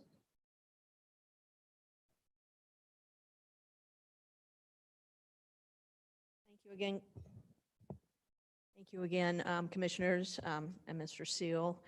I do want to respond to a couple of the questions from Ms. Byam on El Gato Lane. If you know where that is, that's on the other side of Black Cat. So that's about a half mile away. So just kind of to show where it is, but I understand her concern because that seemed to be the concern of many of the people who live on Pine Avenue on the west side of 10 Mile Creek, and how they've kind of enjoyed living in a dead end. And so their traffic really is just the people that live there and the construction guys who are building all those nice houses that are right there now. So, so yes, I think there is some concern about the Black Cat and Pine, but we're imagining what it could be. And I do think that one of the things that the neighbors likely will do when the projects are all completed and the traffic is all done, and that could be several years from now, is keep in touch with ACHD, because as a person who's in my neighborhood association in the east end of Boise, we spend a lot of time with ACHD asking them to do studies on some of our streets, especially our cut through streets. So we want to make sure that, you know, everybody has a safe access. That is not something this particular project can do. We are pretty far removed from that, but I do recommend that Mrs. Byam and her neighbors kind of keep in touch with ACHD, because there may be a need for additional studies when the project's completed. I mean, we're just imagining it's going to be a lot worse. So, and I do agree with Joe. There are some people now that are going to want to go east, and this is the way to do that instead of going out to Black Cat, down Franklin, and coming back down to Black Cat and down to Franklin. I do think I need to address the fact that I do think the comprehensive plan, and this is one of the things that makes the comprehensive plan interesting for some of us, it does say things about maintaining rural lots, but we are in a very highly urbanized area right here. We're on 10 Mile Road, which has access to the freeway, which is being improved. Of course, it's already been improved with 5 lanes, curb gutter, sidewalk, which is nice, and bike lanes. And we're close to the school, and we're close to a park. And again, these are the places where you want to put in the lots that serve the most people. So we want to get people closer to these recreation opportunities and to the schools so the kids can walk. And I have spent some time talking to a property manager that manages apartments of this size and even larger. And she talked a little bit about the fact that in this location where you're near a school, she said, I will almost guarantee you're going to have a lot of young children with single parents, because they have to go to work and they want to be a place where the kids can get to school without having to be bused. Or so you'll see a lot of that. She was really very specific about it. So, but again, just to share that I believe we're in a more urban area of Meridian, and we think that setting aside land for rural. We do have the natural 10 Mile Creek. We have the pathways. We are leaving that as natural as possible. And again, we're close to a park that's open space. And I think we have a really good mix of homes. I think Jane mentioned that she thought that there should be a mix of homes, and I think we do. We have the attached single family, we have the alley loaded or rear loaded single family, we have the standard single family, and we have multifamily apartments, and that's all within like our 35 acres. So we think that that's a really nice mix of opportunities from people who want to live near Fuller Park, near 10 Mile. You've got lots of choices. So I will stand for other questions if there's some more questions from the commissioners.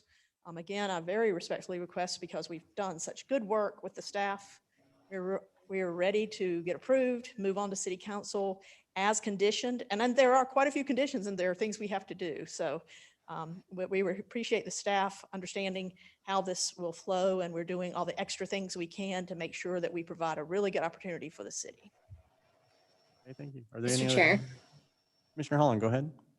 Hi, Jane. I have one follow-up question. So I'm sorry if I missed this, but lots 29 through 31 that are up on that northern section of it there, where Aleppo comes in, there's lot number 28 to the north of it. Is that the drive aisle access for those 3 lots? You're talking about along the I was having a hard time understanding it just from looking at the plan. Okay. You're here, right? You're talking these? Can you see my screen? Sorry, let me flip back. Go to the south. So down farther to the south, right above where Pine comes through. So in that northern quadrant, right above where Pine is, Okay. as you're coming into that loop, there's kind of that yellow triangular piece that's above Okay. those 3 lots there. Yes, that's a driveway to service there, them. yep. Yeah.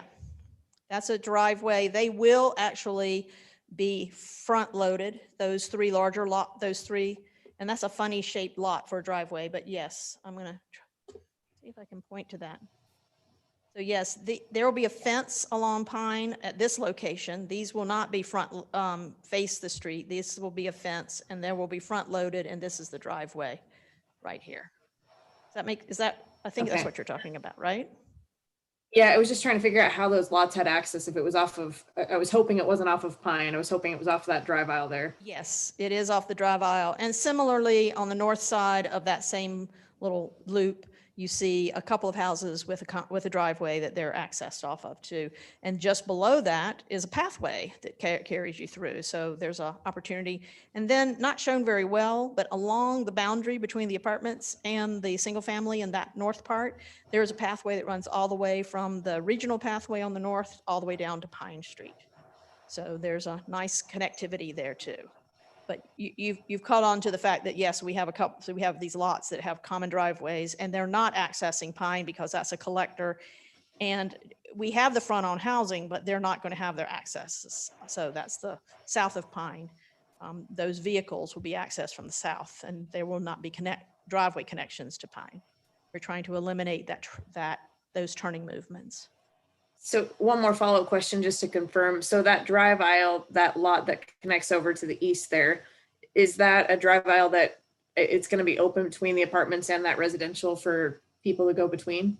The lot will be, in that particular, the one on the south that you mentioned for, oh, okay.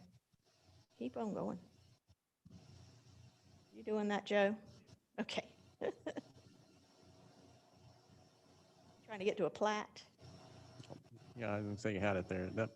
Okay, well, that you can see, yes, and on the three that kind of back up to Pine, there will be a fence. So people will not be walking there because it's a driveway. On the north, where there are two lots that service, you see there's one that's landscaped, that will be an opening in the fence. So people can cross over right there. And the gray area is going to be the drive aisle. So we're trying to make sure that people aren't walking down somebody's driveway. So there'll be a fence along that pathway that runs between the multifamily and the single family. I think that's what you're asking, right, Lisa? Yeah, that makes sense. Thanks, Jane. I appreciate you clarifying. Okay. Okay, are there any other questions? Actually, I have one question I'd like to pose. So the attached single family that's there, I think they're the alley loaded ones. They do have a driveway, or is that not correct? Do all of them have a driveway? They each have a driveway and they're not attached. They're actually detached single Okay. families. Oh, okay. So yeah, and they each have a driveway, 2-car garage in the back, and they'll have a little bit of the 20-foot apron that you have to park there too. So yeah, those are detached. Because you're getting the driveway in the back, those houses are on 36-foot wide lots, I think, and they're 26-foot wide houses. So they're just wide enough to put a garage in the back, but since you don't have the garage up front, they're really cute because, I mean, I'd prefer one if I could find one that I could afford. So Okay, I like the alley load look. I mean, I guess it just makes for a really nice streetscape. You can't tell on this, and we didn't blow it up enough for you to see, but we went in and had to change this. We had to actually drop a lot. We had 13 and now we have 12, I think. And because a couple of the lots we had made less than 4,000 square feet, which is your requirement for that R8 zone. And so we dropped a lot there, which was, we don't like to do that, but we did. And so now when we come out your front door towards Pine, you'll go a little you'll have connecting sidewalks, that 2 at a time, and they'll come out. So you won't have a sidewalk every 20 feet. You'll have one sidewalk every like 40 feet. So, and it's really cute. I think we've done that in a couple of other projects too. And we really like the look of the fact that, you can get to the homes, but you don't have all those little sidewalks coming along Pine. Landscape architect's really good at that, doing the connections. Great, thank you. Thank you. Do we have any other questions? Mr. Chair, I have a question real quick. Go ahead. Jane, for the amenities for the apartment section, is there a play structure of any kind, or is it primarily the clubhouse, fitness center, pool for the amenities there? That is what we're planning right now, is the clubhouse with the amenities in the clubhouse and the pool, and of course, all the walking areas. We do have some green spaces. A couple of those are being used as drainage facilities, but we do have some just open areas. So if you want to throw a Frisbee, you can. And so I guess in some of the areas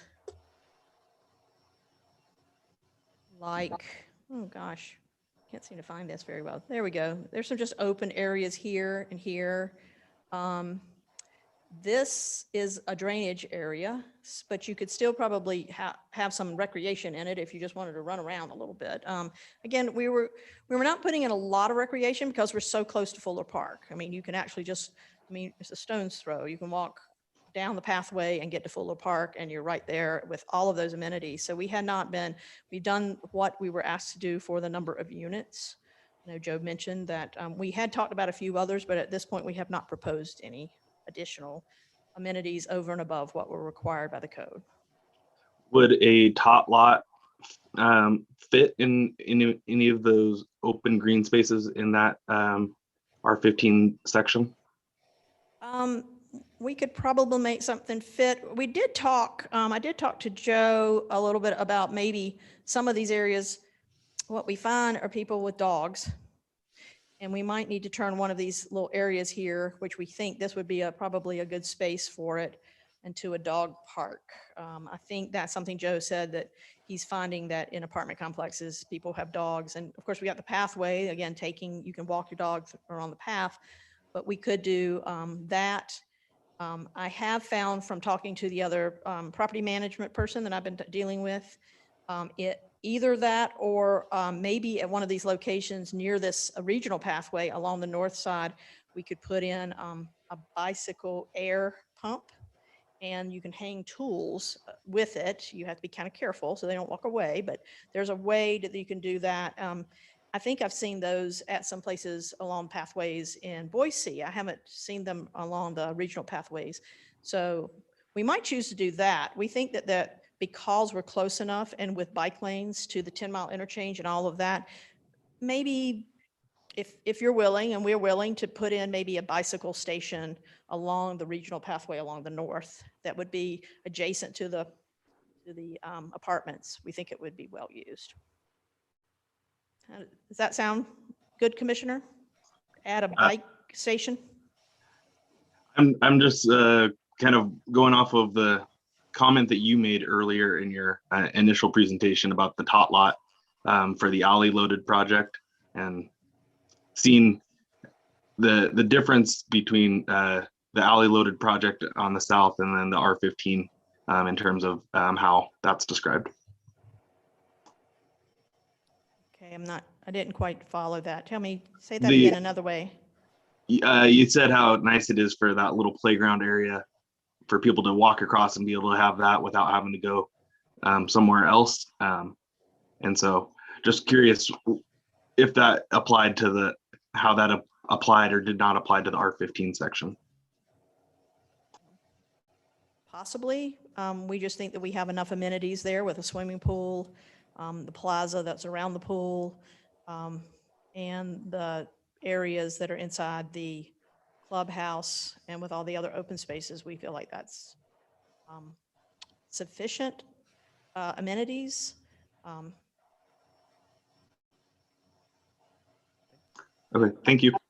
I'm not offering that up right away. I'm just thinking there are other things that instead of another tot lot there that might be more usable, like the bicycle station, than a tot lot, since things are closer. And then, it's again, one is on the other side of Pine, which is a collector, and one is directly accessible to the playground at Fuller Park without crossing a street. Okay, do we have any other questions? All right. Can I get a motion to close the public hearing for item number H2020-0113, Foxcroft subdivision? We'll motion that. Second. Okay, it's been moved and seconded to close the public hearing on item number H 2020-0113. All those in favor, say aye. Aye. Aye. Aye. Any opposed? Okay, motion carries. All right, who wants to start out? Chairman, I'll start out. Go ahead, Commissioner Lichter. My primary residence is at Black Cat and Cherry, so I'm very familiar with this. And I did have a house on Parkside Creek, which I was on Fuller Park back in the way back days when it was a dirt path and farmland all over the place. And the pond was little and it's gotten a lot bigger. And it is beautiful. It's wonderful that the city of Meridian's taken over Fuller Park. They've done great things with their amenities.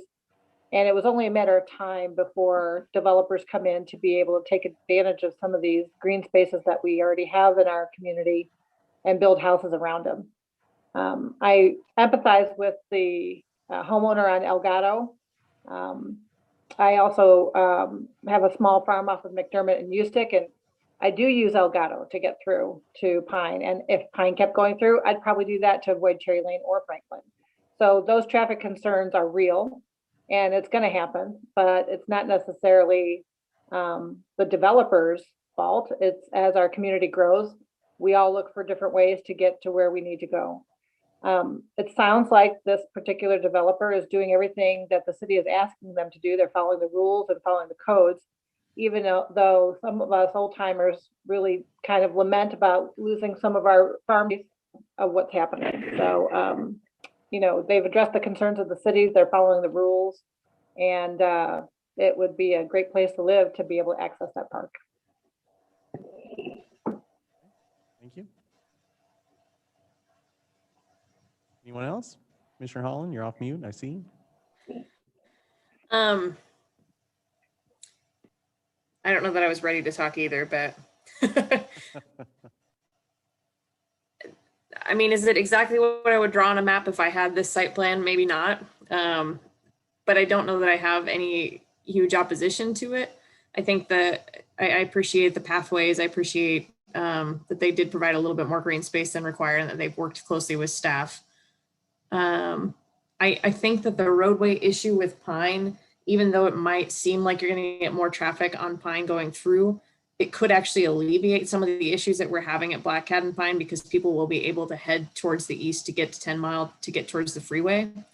I'm very familiar with this area too, and I know that that can be a really busy road, but I think this could potentially help offload some of those traffic challenges. So I don't know that it will be necessarily used as a speedway to go through, but I think it could potentially help with some of those challenges in the future.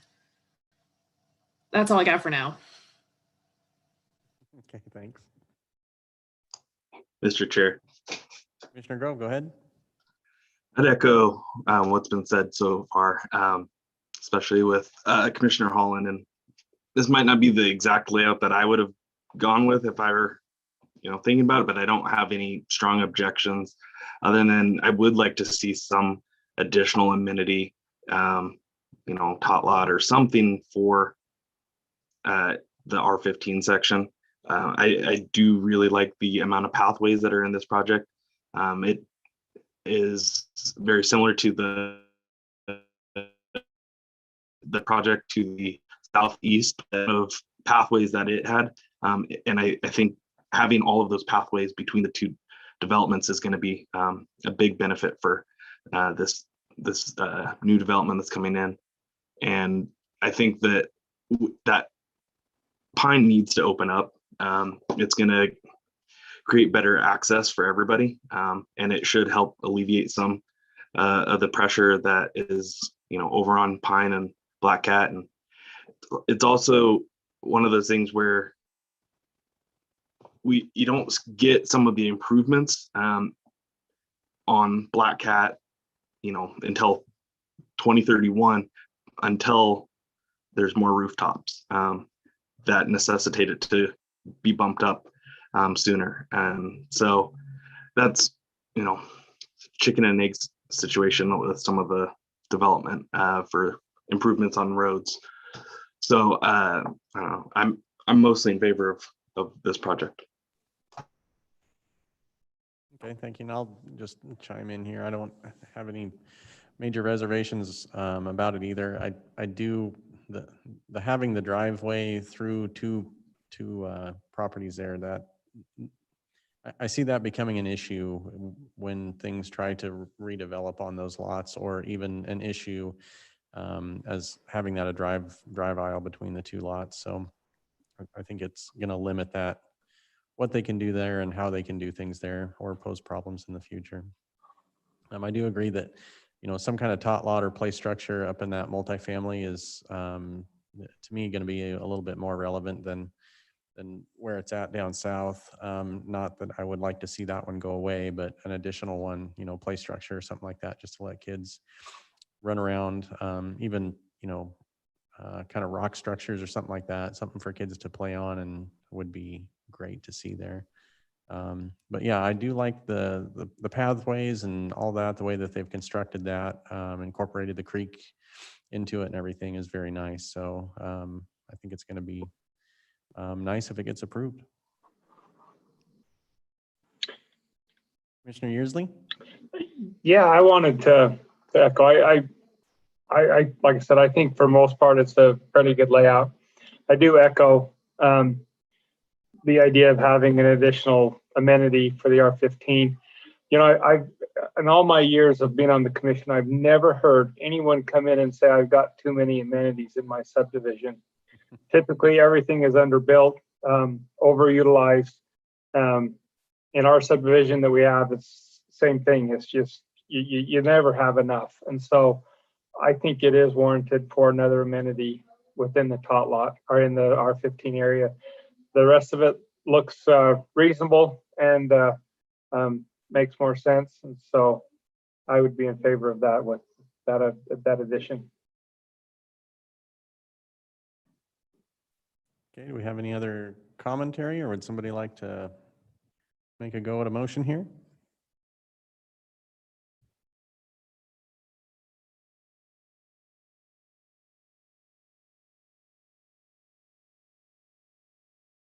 Anybody?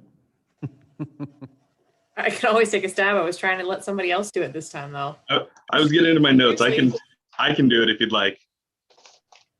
Go for it, Commissioner Grove. I'll let you do it. Okay. Go ahead, Commissioner Grove. All right. Let's see if I make sure I got the right numbers. All right. Oh, no, I don't. Mr. Chair, Oh, Joe. Go ahead, Joe. just real quick, Commissioner Grove. Yes.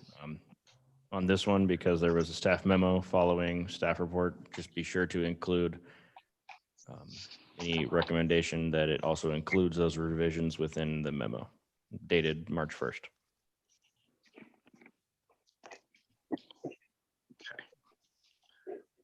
In addition to those in my staff report, just so we cover all of our bases. I can't find the right piece of paper, so I'm just going to take a wild stab at this. I could take a stab at it. You want to do it? Thanks. Yep. Thanks. So, Mr. Chairman, after considering all staff, applicant, and public testimony, I move to recommend approval. Commissioner Yearsley, we're having trouble hearing you. Sorry, I'm talking into one computer and looking at the screen on the other. Understood. Give me just a sec.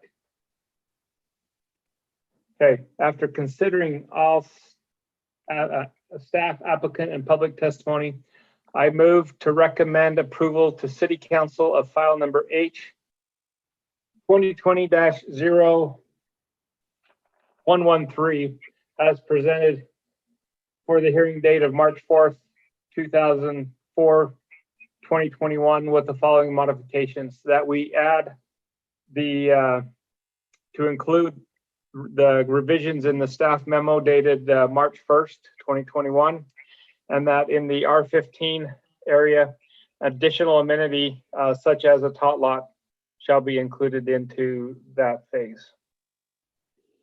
Second. It has been moved and seconded to recommend approval of item number H 2020-0113 Foxcroft subdivision with the aforementioned modifications. All those in favor, say aye. Aye. Aye. Any opposed? Okay, Motion carries. All right, commissioners, does anybody need a quick break before we move on to our last item, or speak now? No? Power through? Okay. I'll take the silence as power through. Okay, at this time I'd like to open the public hearing for item number H2020-0123 for Movado Mixed Use. And we'll begin with the staff report. Thank you, Mr. Chair. Before I get started, I did want to note that the applicant did respond to my staff report yesterday, I believe. Today's Thursday, so I think it was yesterday. I do agree with their recommended revisions to my staff report. I just want to note that some of the recommendations I made, how do I put this? I don't have an economics commercial background, so some of them might have been ill-informed. So after meeting with the applicant and then getting their specific outline and response, I do agree with what they're requesting within that memo. With that, I do think that any motion tonight should include a recommendation to revise some of the staff report analysis in order to accommodate some of that conversation too. Okay, thank you. So, as noted, next and last project for the night is Movado Mixed Use. The site consists of 6.8 acres of land currently zoned CG and is located on two parcels. The western parcel is 4225 East Overland, and then it has the adjacent parcel to the east, as noted here. Parcel on the west, parcel to the east. It is along the eastern edge of the city limits on the south side of Overland Road, east of Eagle, and roughly half a mile or so west of Cloverdale. To the north is RUT zoning and county single-family residential. To the east is city of Boise, which with some undeveloped land, but it is approved for mini storage from my understanding. To the south is R15 zoning and attached single family. And to the west is CG zoning with approved and currently under construction multifamily. There's an extensive history on the site all the way back to 2016 with the Movado Estates, and it was then modified and rezoned with the Movado Greens and Silverstone Apartments, which are the apartments to the west. And then in 2019, a different MDA and modification to the approved conditional use permit for those apartments were applied for, but then later withdrawn following the commission meeting and those comments at that point. There are two existing development agreements from 2017 and 2018 that are relevant. The MDA request before you tonight or with City Council doesn't include many changes to those provisions as they are still applicable. The comprehensive plan designation on the site is mixed use regional, as noted in the picture to the left.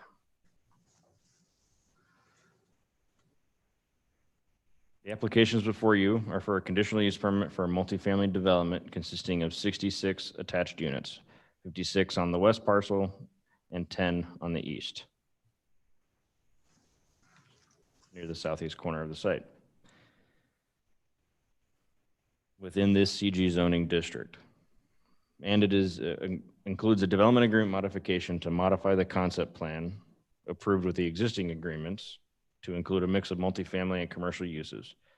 The DA mod is requested for the purpose of including a new development plan for this area of the Movado Greens development to consist of both commercial and residential instead of just commercial. The existing DA includes a concept plan for this area from 2017 when the property received DA modification approval to change the number and layout of the apartment units along Overland, now known as the Silverstone Apartments, and is currently under construction. The existing concept plan depicts a number of office, retail, and commercial buildings. The applicant believes the existing concept plan for this area of this agreement is not feasible.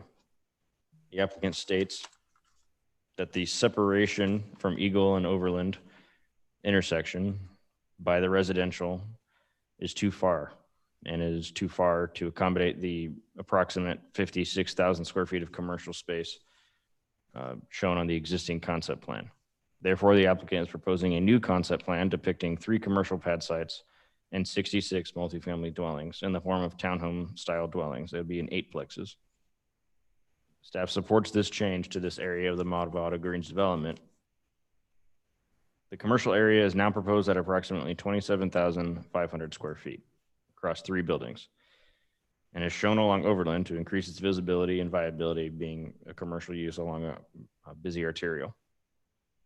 In the western half of the site, it is separated from 56 of the multifamily units by a shared drive aisle that is the access to the public street network for both of these proposed uses. And it connects to the drive aisle in the Silverstone Apartments to the west.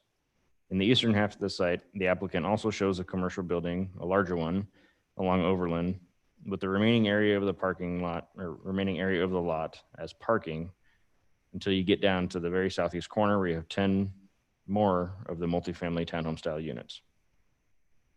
The applicant presented a thorough case for this area of the mixed-use regional designation to lack true viability as a premier location for 56,000 square feet of commercial uses due to its location being more than a half mile from the Eagle Overland intersection and the central hub of the mixed-use regional designation. Some commercial should remain on these parcels, absolutely. But staff agrees with the applicant that the proposed amount with the incorporation of multifamily is adequate to meet the mixed-use regional mixed-use policies. Access is proposed via driveways that connect to South Movado Way, the existing collector street that bisects the project. The driveway within the northwest section of the project will connect to the driveway stub from Silverstone, as noted. This driveway acts as the border as well as the integration between the commercial and the multifamily development. South of this driveway are the drive aisles for the 56 of the multifamily townhomes with their required parking. The southeast portion of this area, right here specifically, sorry, I lost my place.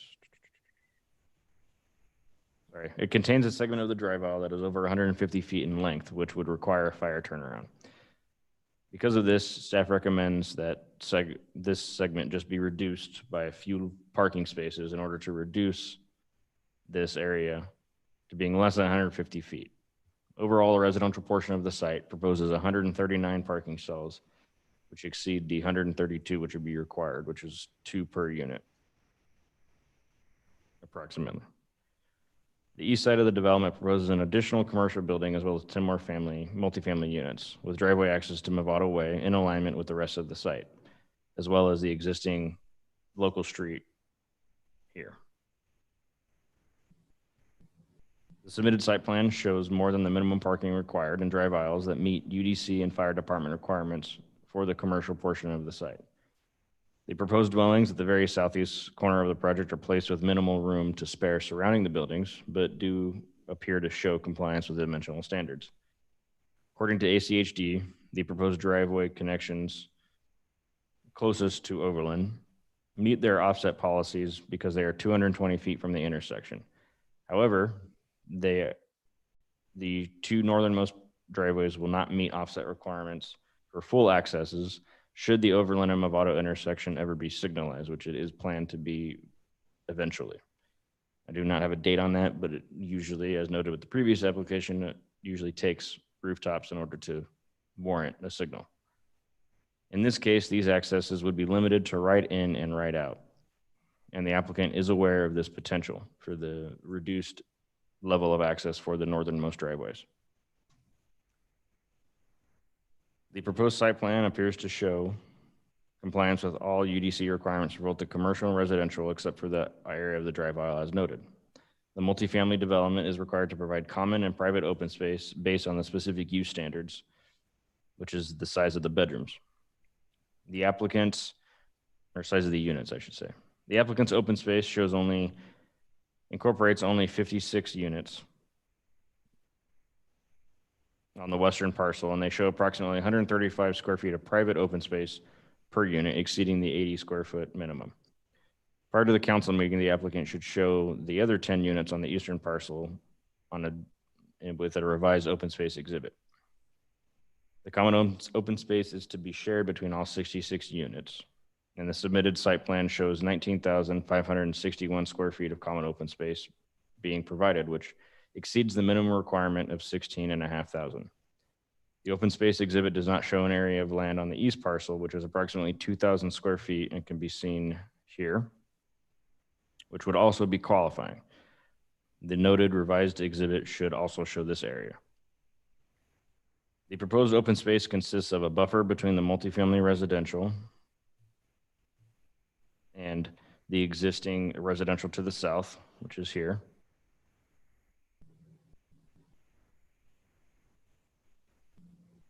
A mew between two of the 8-plex units, a plaza along Movado Way that contains the proposed amenities, and other small areas of open space that meet the minimum dimensional standards. Despite the proposed open space exceeding the minimum required by code, the only area large enough for a more active open space is the green space south of the plaza, which is approximately 3,000 square feet in area. The additional seating area proposed by the applicant and shown on their revised site plan should provide an additional area for the commercial users to sit and relax. Furthermore, the developer of the subject parcels is the same as those for the rest of Movado Estates and Movado Greens directly south of the development. It can be assumed that these residents will have the opportunity to utilize the existing pedestrian network to access the larger open spaces within those developments. With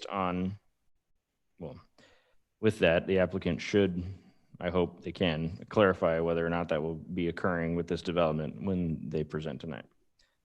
Based on the 66 proposed units, a minimum of 3 amenities are required. The applicant has proposed 3, meeting the minimum code requirements.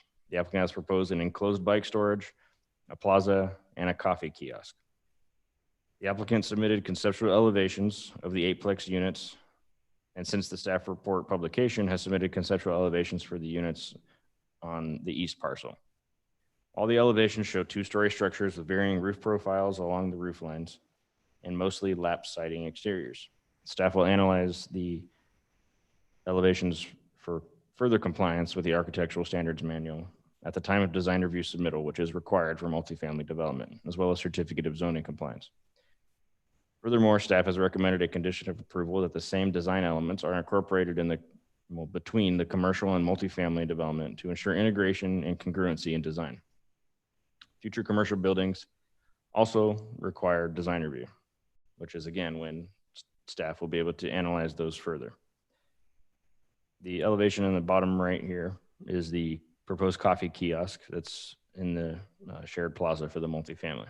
And then the one on the left is more of the 4-plex or 6-plex style that would be on the east parcel.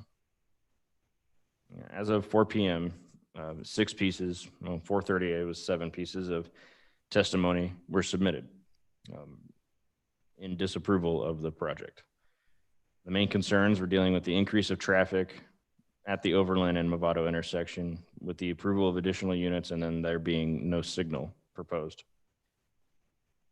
And overall issues with the addition of more residential units instead of commercial, which is tied to the MDA request and the CUP.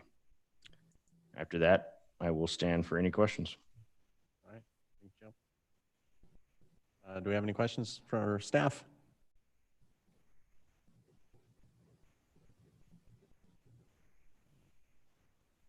Hearing none. Would the applicant like to come forward, please? Or is the applicant online? Hi, everyone. Can you hear me? It's Heath Clark. Yeah, go ahead and state your name and address for the record, and you've got your 15 minutes. You bet. Heath Clark, 251 East Front Street in Boise, representing the applicant. And I'm going to get my screen share up here. The applicant being the Conger Group. This is an application that helps get a very successful mixed use project over the finish line. I think that's the way that I would characterize this. And in addition to that, I think something else that's very important about this one is that it helps add another kind of unique housing type in the city of Meridian. So as you might know, Movado has been a very successful project. It's on about 100 acres off of Overland Road. And what we're talking about is this commercial area that's kind of the last piece to develop. It's 6.8 acres. And like I say, it's been slow to develop so far. This group, as a result, decided to revisit those plans and come up with a proposal that honors the larger project and provides an additional housing type, and we believe allow this commercial to get underway. So let's talk a little bit about the proposal. Joe's shown it to you on your screen before. under this proposal, a portion of the area that was previously designated as commercial would be converted to multifamily. But I want to be clear, when we say multifamily, what it is exactly that's being proposed. So this is not your typical stack apartments, 3+ stories of multifamily. What we're talking about here is for rent townhomes. And we're also talking about a developer that made a commitment early on that they would only be limited to 2 stories in order to allow it to be very consistent with the properties to the south. So what I personally really like about this is this townhouse rentals piece of it. It's unique in the market, and it's a little personal bit. That's exactly what I lived in during my 3 years of law school was a townhome rental. This still preserves 27,500 square feet of commercial on Overland Road. So the commercial will still be there, but we think it's in an amount and in a configuration and with a footprint that this kind of second tier market will actually find attractive. Again, these are not normal apartments. They're townhouse rentals with a commitment to 2 stories. As Joe mentioned, they are fully parked with carports and guest parking that's accessible. The projects, so if we kind of think of it as the commercial area and the multifamily area, there are amenities for both that are proposed. We have the small plaza that Joe showed you that's in the commercial area, and I'll show you another picture of that here in a minute. And in the multifamily area, there's going to be a barbecue and a picnic area, and then a coffee bistro, cafe and sitting area that I've shown here on the screen. And then as well as a bicycle barn for residents. Now that coffee bistro cafe area, so this is going to be single ownership. So this isn't going to be a matter of an HOA being dependent on volunteers to operate the thing or trying to find a third party. This is going to be an amenity that the owner is going to be providing for the residents. So it'll have, what we expect is that it'll have a key card system, and then facilities on the inside that would allow people to come get a cup of coffee or come get some quick service and then move on with their day. In terms of agency review, focus on ACHD, I think in light of some of the comments that we've seen this week from the neighbors. I want to be really clear that with the change that we've proposed from the 56,000 square feet of commercial to 27,500 and 66 multifamily units, this reduces the anticipated daily trips by 330 from the original approval. So with the original approval, no light was required at Overland and Movado. ACHD, since in connection with this application, has indicated that no TI or traffic impact study is required, again, because the impacts are lower than what was originally approved and studied. And then I would just state that we are in agreement with all of the other agency conditions that have been submitted.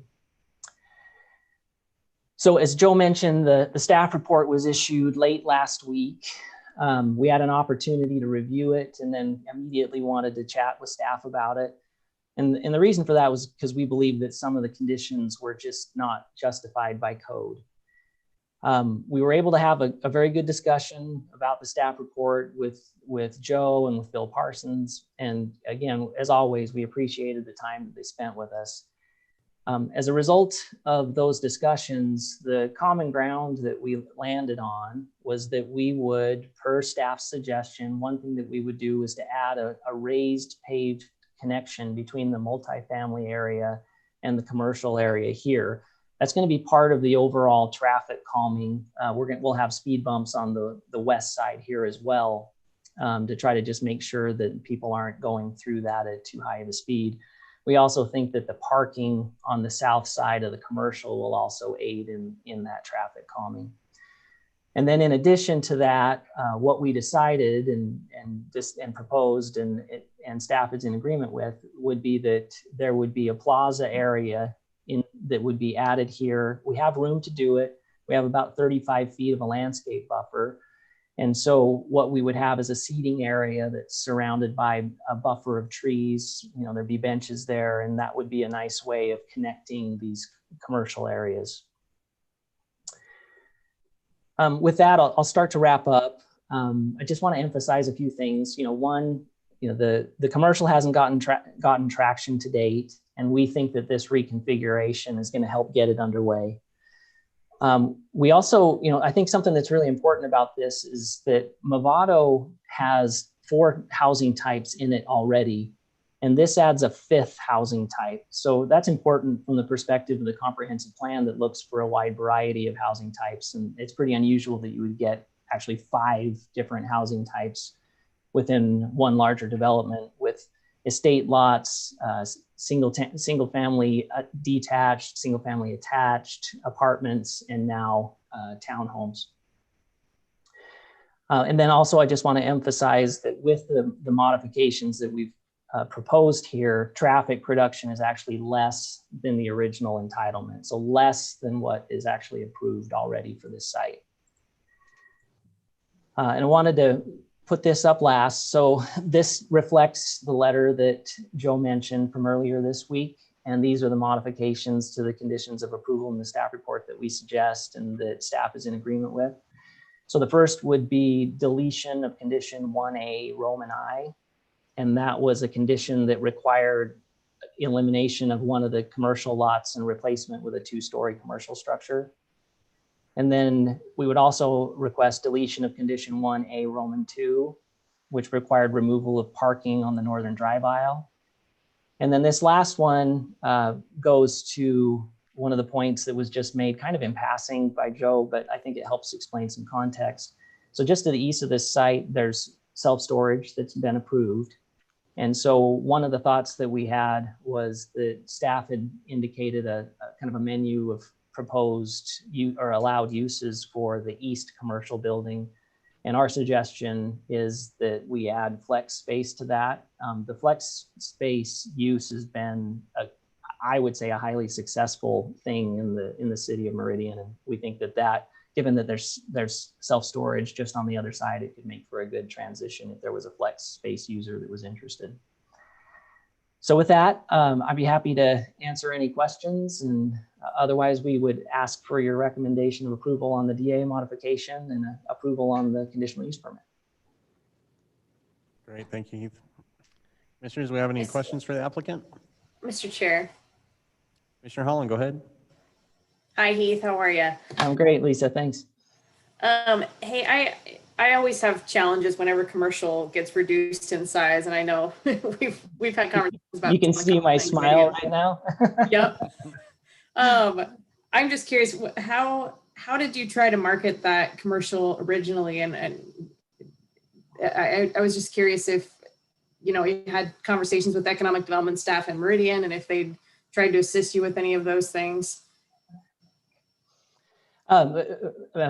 Mr. Chair, Commissioner Holland, thanks for the question. And yeah, that was one that I had on my notes, that we will be answering a question about reduction in commercial from Commissioner Holland. So I appreciate the question. This has been on the market for better part of 5 years. Mark Bottles has been trying to get the thing sold.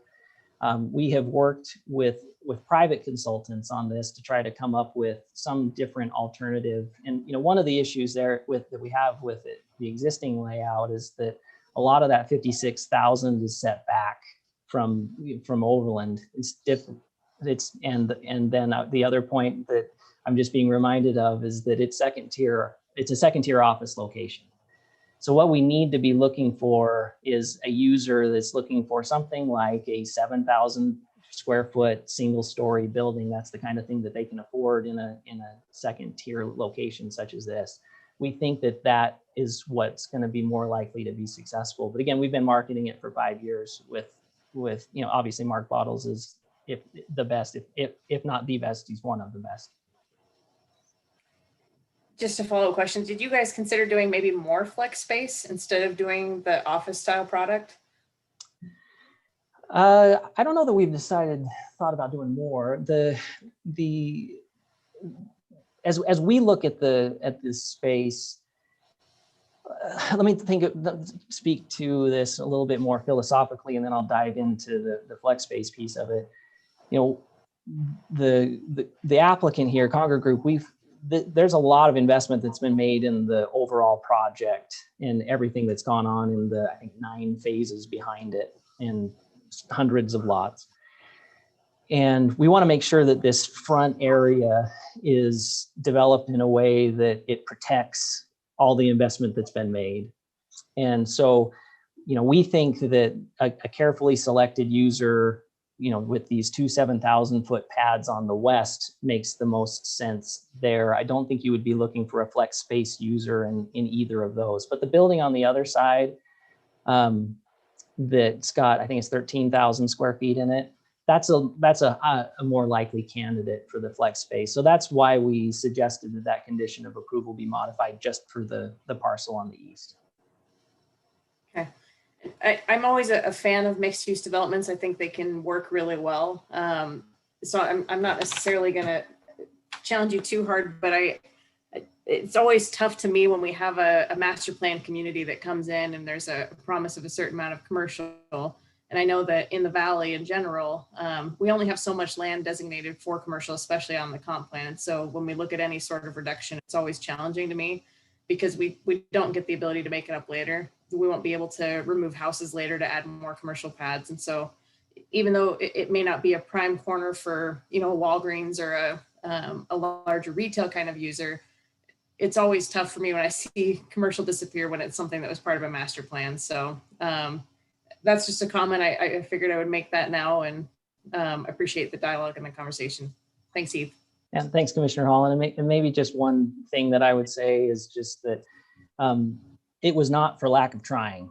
You know, that there's been work to try to make that work. The configuration just doesn't make sense for this location, the kind of second tier user that we'd be looking for. And I also just keep in mind that what kind of competition you've got just at, you know, a half mile to the west. You know, we're talking about the Silverstone development and then we're also going to be having the Eagle View Commons there that'll be coming in the future, the BVA project. So, you know, we think that what we're proposing here is an appropriate niche that would actually, you know, after 5 years, allow that commercial to actually get going. Thanks, Heath. Yep. Okay, do we have any other questions? I'll throw one out there for myself here. Can you dive into the coffee kiosk a little bit more and exactly what that's going to be? Is that going to be like a branch of a existing coffee vendor out there, or is it going to be more like a break room style coffee situation? Thanks, Mr. Chair. That's a good question, and I may not have done a good job of explaining it. So the idea here, and it's unique, you know, I've not seen this proposed before, but what we're talking about here is a self-service type of a system where the owner would be replenishing, but folks would be coming in with their key card and keypad and then be taking advantage of those facilities. You know, and a couple other things that it'll have, and what I like about it too is, here's this picture of it up again. It'll have Wi-Fi in the seating area. And, you know, one thing that we're finding is in the kind of the post-COVID era is what do you do with clubhouses and like these enclosed facilities? And we're finding that the market is really liking these kind of open space type uses. And so we think with the Wi-Fi, the seating area, and then this security that allows people to come in and do the self-serve, that we think it'll be a cool amenity. Okay, thank you. Any questions from the other commissioners? All right, seeing none, at this time we'll open it up to take public testimony. Mr. Chair, we have several people signed in. The first of which is online. That's Christy Decker. Christy, give me just a moment, please.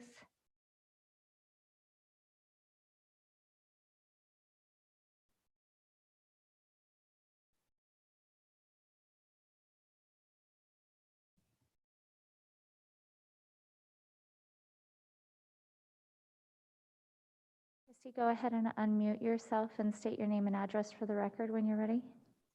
Hi, my name is Christy Decker. My address is 4235 East Silver King Lane. Okay, thank you. You have 3 minutes. Go ahead. I have a few questions. I'm a little concerned about the requirements for the, I guess, the coffee, bistro, etc. I saw it as a last ditch effort to just meet the requirements. I don't see that serving the neighborhood at all if you're relying on an outside entity to maintain it. I don't know if it would be utilized enough to make it worthwhile from a business perspective if you're asking a business to come in. The other thing regarding the traffic study, I am very disappointed because the last traffic study they did supposedly was in 2020, and they did it on a weekend, if I recall correctly, or a Friday, either that or a Friday early morning. I passed the guy and I said, "Oh, what are you doing?" "Oh, we're doing a traffic study." And I looked at my watch and I went, 8 o'clock in the morning and the development's not even completed. So I don't know how it can be okayed for it not to be done, because the current development, I'm part of Movado, that development is still not completely built out. And then they're going to start across the way from us too, and that's not even built out yet. So I don't know if somebody can explain to me the justification of not having a traffic study when they want more development to come in when the existing is not even done. And then finally, my concern and most of my neighbors about the only one egress out of South Movado Way. It's almost like everything's going to filter out onto that main drive. And everybody in the developer is saying, "Oh, well, it was designed for all that." And my concern is that I don't think so. And without a valid traffic study, how can they say that's okay? That's it. Thank you. Okay, thank you. Any questions? No? Okay. Who is up next?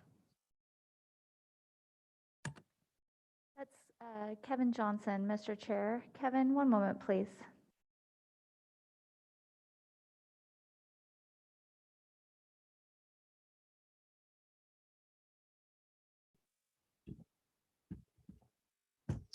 Hi, can you hear me?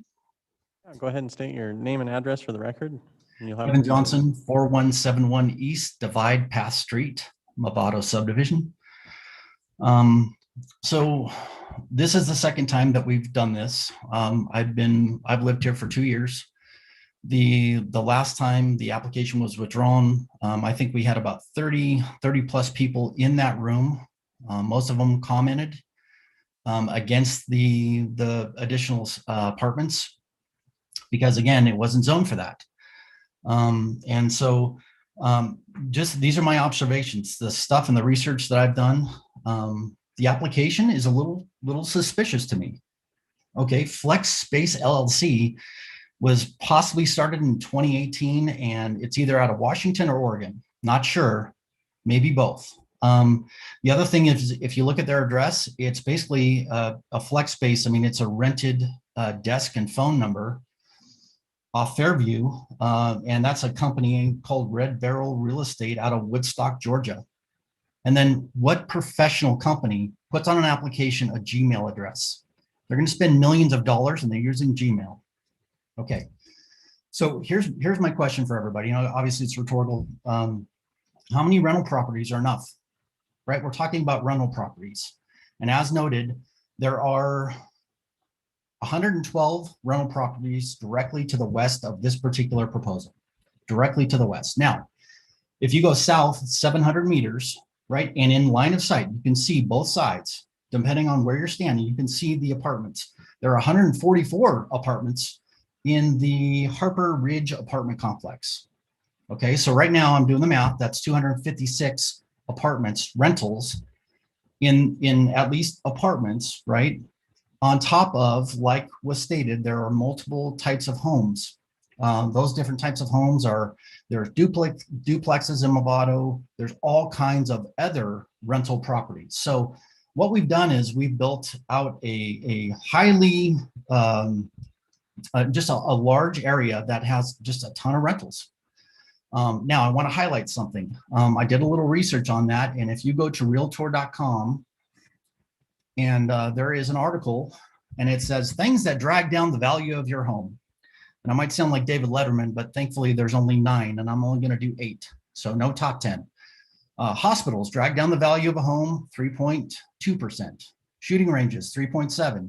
Power plants 5.3. Funeral homes 6.5. Cemeteries 12.3. Homeless shelters 12.7. Okay, high renter concentration 13.8. So think about that.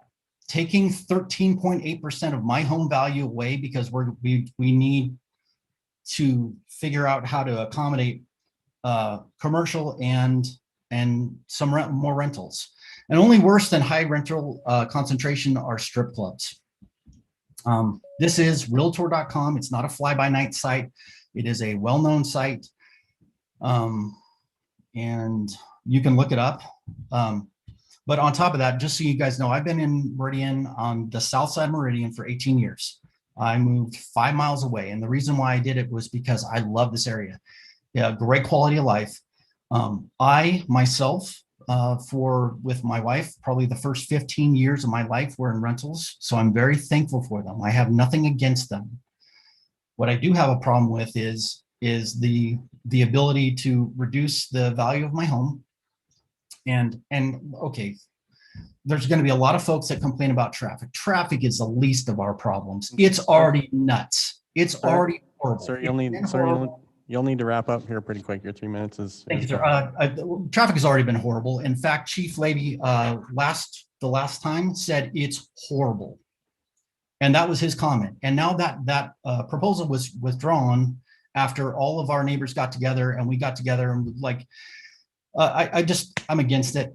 And I want to thank you guys, and thank you so much for listening to me. And I'm not ranting at you, I'm ranting with you. Thank you. Mr. Chair, next we'll have Clarence Orton. Clarence, one moment, please.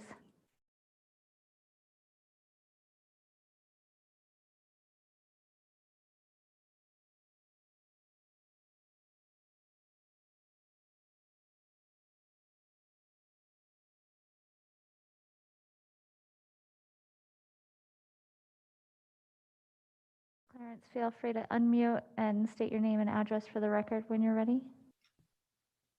Thank you. Can you hear me now? Yes, we can. Go ahead, Clarence. Say your name and address for the record. My name is Clarence Orton, 4090 East LaCotre Street, Meridian, Idaho. I live in the estates in Movado. I do agree with everything Kevin Johnson stated there concerning the last applicant. I did send in a statement earlier today with regards to the traffic that at our last public hearings on another proposal that, as he stated, the police department at that time said it was already miserable. And like I said, the Movado development, the estates and the greens haven't been completed. And in fact, the greens over there is going to be a lot higher density to be dumping onto the Movado Drive. So the traffic light, yeah, is a definitely big concern. There's already people that are traveling through the estates to get over into Silverstone to get to a traffic light over there, because they don't want to go out Movado Drive. The other question I had is one quickly for staff. They were talking about a right in and a right out. And I was wondering where exactly the right in and the right out was. I may have missed that. And while he's thinking about that, in the last project you considered for Meridian with the development over there, there were a lot of amenities, but there wasn't any amenities for a children's play deal. And this project doesn't have one either. And so I wonder if they don't plan on children living there, or whether they just don't want to put up a children's playground, or they want them all to be funneled into the greens or over into the Movado Estates, to their playgrounds over there. So I guess I have a question with regards to that, why there's no children playground with these town or rentals. And I would go back to the question about what we were talking about, a ride in and a ride out. The exit from this project onto Movado is fairly close to the intersection with Overland, and which is where a light should be. So where is the ride in and ride out that he was talking about?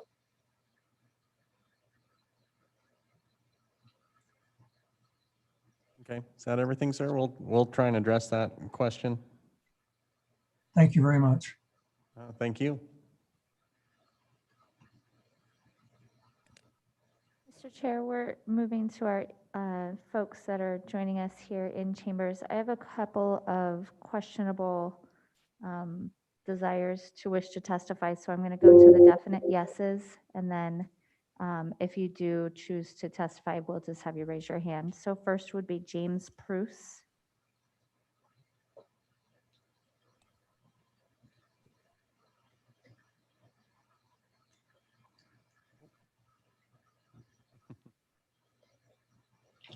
James Pruce. That's okay.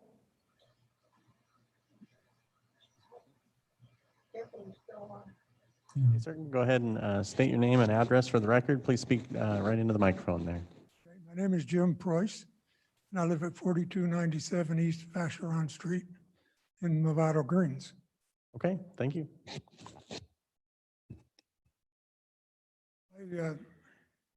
I've already gone over some of my concerns. Of course, my major concern is the effect that all these rental units are going to have on our property values. And I'd like to point out that we have playgrounds throughout the Movado development, the residential part, and they're not secured. They're maintained by the HOAs of the areas that they're in. And I didn't see any playgrounds for children in the apartment complexes in their development plan. They've been very vague about allowing us any insight into what they want to do. They have had meetings in which they made promises unkept. I think the closest they came to following one of their promises was withdrawing their last application. And all they've done is basically reduced the number of rental units. They're calling them different type of rental units, but nonetheless, they're rental units, which would put in front of, on the north side of our development, 178 rental units, if they get this. Now, nobody has said how many adults that's going to equate to, and I'm not in that research, or how many children those adults are going to bring with them. All of that is going to have an impact on the rest of the development. And our development is doing very well. I've seen, since I moved in on one of the first units in Movado Greens, the estates in the back have gone from somewhere around 400,000 up over almost to 700,000 in value. Who knows what all these rental units are going to have on that value? Therefore, I'm against it for that purpose. And of course, as everybody's pointed out, the traffic is already bad enough coming in and out of Movado because there's only the one major large access coming out to Overland. The only other way out of the development is through two-story houses on narrow streets into the Silverstone development, commercial development. I'll take the hint from the chime and hope that some of our comments can be listened to. Thank you. Thank you, sir. Appreciate you. Mr. Chair, next we have Joanne Gormley.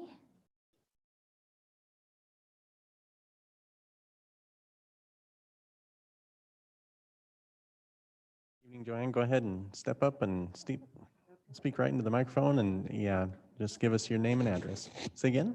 Joanne Gormley, I live at 4372. Do what? This? Yes, ma'am. Joanne Gormley, 4372 East Vacheron. And I back right up to what's happening. I was one of the first houses there, and when we bought, we knew it was commercial. We were fine with that. And now all these changes want to happen. We lived in our other house for over 50 years, so it's quite a change for us. And the problem I have, two of them. One, if you put a two-story building anywhere close to the fence, our yard's 10 feet, so you're basically living in our yard. And the other thing is the traffic. If you have commercial, you have people kind of coming and going all day. When you have that many families, they're all leaving at once or coming home at once. So I am very much against this. Thank you. Thank you. Appreciate it. Mr. Chair, next is Dee Dee Toshi.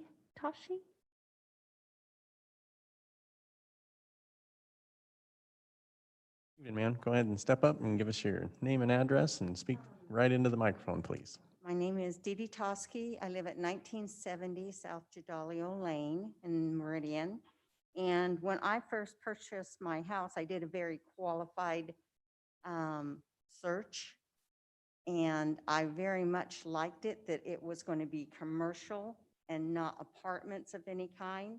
And I was very disappointed when I found out that it's been changed. Because I understood when Dave Evans came in, which I appreciated them, they were very honest. And I thought it was settled. And now I found out, no, you can have townhouses, which is like apartments. And my property is now going to be devalued. Also, I'm concerned with the kids coming to the play areas that we have, and it is maintained by our HOAs. And you're going to have kids running up and down that busy thoroughfare.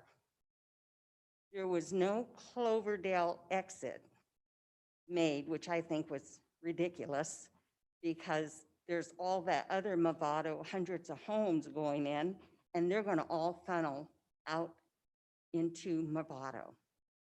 And I'm against it. I really did a qualified study to find out a house that I would live in forever. And now this, very disappointed. Thank you. Thank you.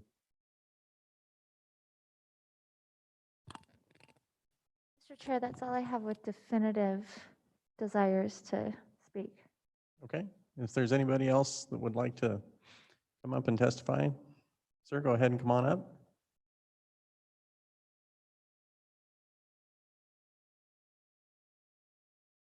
Please state your name and address for the record and speak right into the microphone.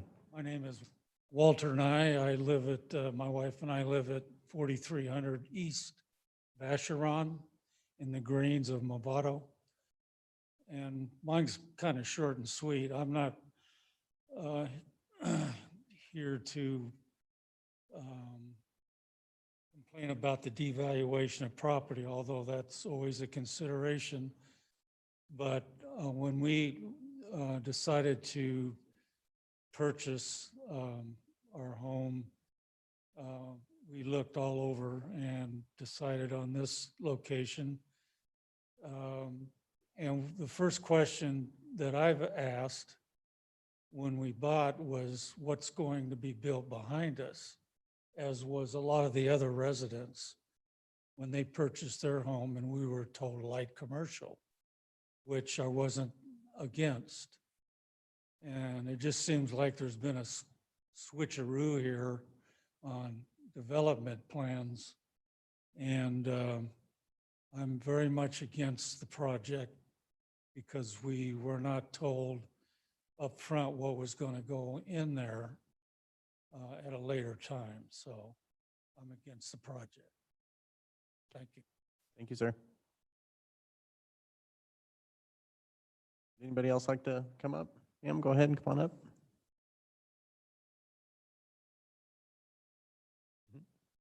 Name and address and speak right into the mic, please. Thank you. Sandy Gottesman, 4061 East Esperanto Street, which is right off Vacheron, where a lot of those guys are living.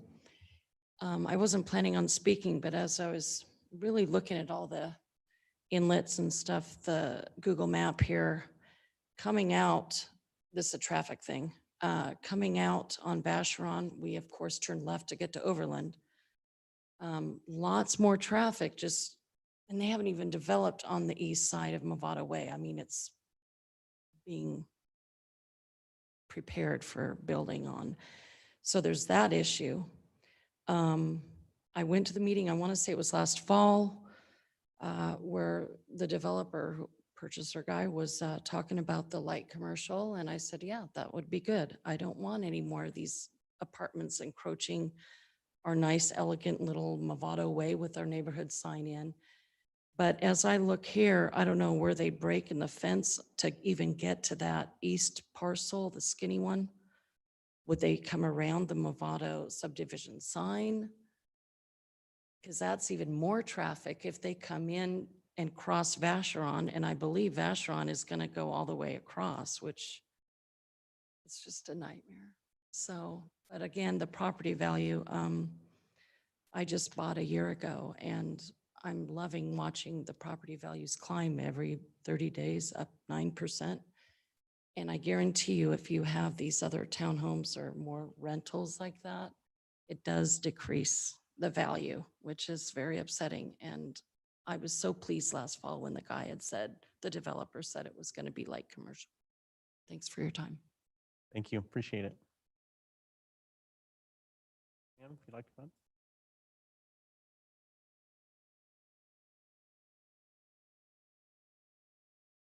Evening, go ahead and state your name and address, and please speak right into the microphone. My name is Jane Quick. I live 4312 East Vacheron. And if you build these new apartments or townhomes, but right smack behind me will be the parking garage, which I don't want noise at night coming and going, parking and working on cars and people yelling and all that sort of thing. And the traffic will be unreal if you put in more apartments. It's already pretty difficult even in the middle of the day. And there's no, there's no plan for a traffic light any longer. They did do a study, I guess, early on when they wanted to put all apartments in there. And I'd be very dissatisfied with the concept. Thank you. Thank you very much. Do we have anybody else who would like to come up? Oh. Evening, sir. Go ahead and state your name and address for the record. Dave Rungley, 4291 East Blueberry Lane. I'm right across the fence to the south of Vacheron and these people. You can see by the color of our hair, there's a lot of us who are a little older than some that would probably be in those apartments. I learned a term when I moved into that subdivision. I'm in the village, gated community. I heard a term, forever home. And a couple of the neighbors said, yep, we moved here because this is going to be our forever home. We don't ever want to have to move. We don't want to have to pack it all up. We'll just give it on to our kids or whatever. And it doesn't sound like it's going to be a forever home if we got so much traffic, and which is mainly what you're going to have from the apartments, townhomes, whatever they are. So it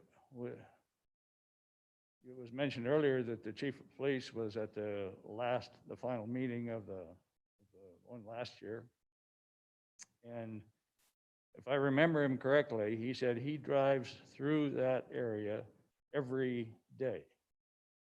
And it was leaning, yeah, well, maybe we ought to approve it, maybe we ought to not. After he gave his little talk, it was almost instantly, and I think it may have been unanimous, that they disapproved it. Because he said people tend to drive wherever is the easiest way they can go. Well, all we have is Movado Drive, Movado Boulevard, or whatever it's called.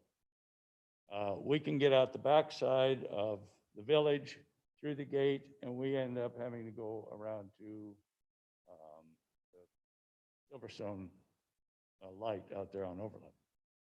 Or we can go on down Movado, and we can go through the estates, and then we can go on into the Sutherland Farm and go through their streets and get out to Eagle on, I can't remember what the cross street is there.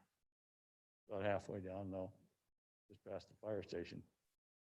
And otherwise, we don't have any way to get in and out except Overland, really, going out Movado onto Overland. And I lived in Cuna for, I don't know, 20 years. And I know all the way the highway was, stoplights were put in. And basically everybody out in Cuna had the same story.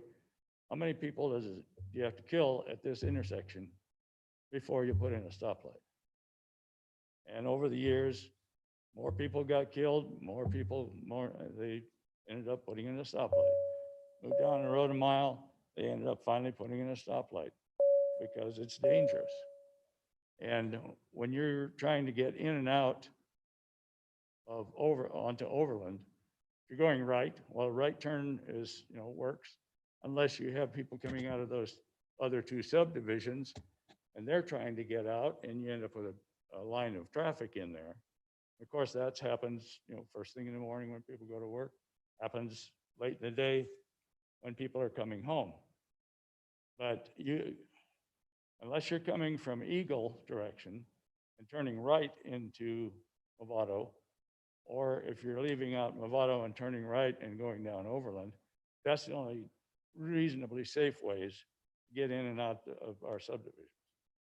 If you're trying to turn and go across two lanes of traffic, going in or out, plus the center lane where, oftentimes there's people waiting there to turn in and out. Okay, so gonna need to wrap up real quick. Your 3 minutes is better. Good shot of getting yourself killed there. We don't want to get ourselves killed. We moved there because it's our forever homes, and we want to live a reasonably peaceful rest of our lives. Thank you. Thanks, sir. Pam, go ahead and come on up.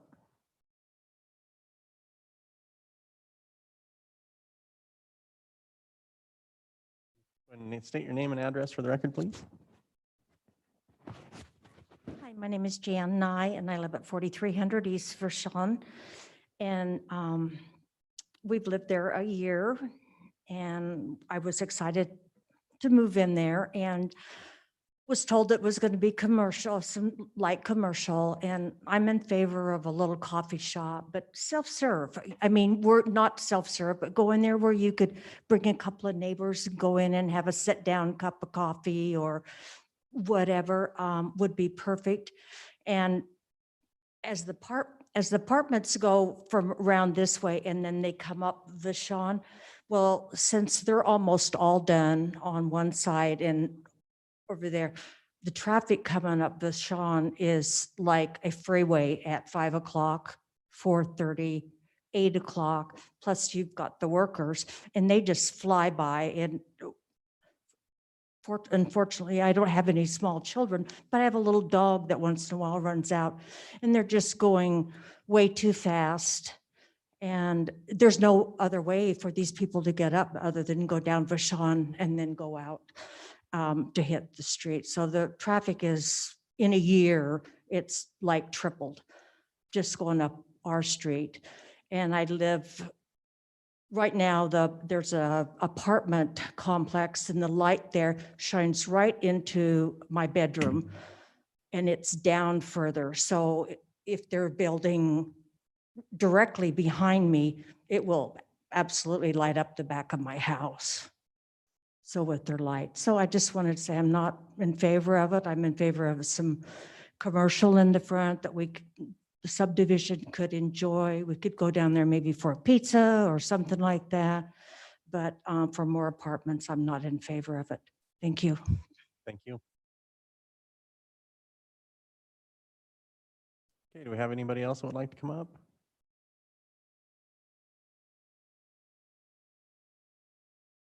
Good evening. Go ahead and state your name and address for the record.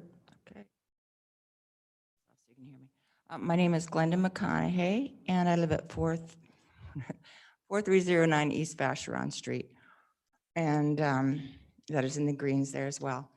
So first of all, I'll speak as a grandma. I love to take my kids to the playgrounds in our development.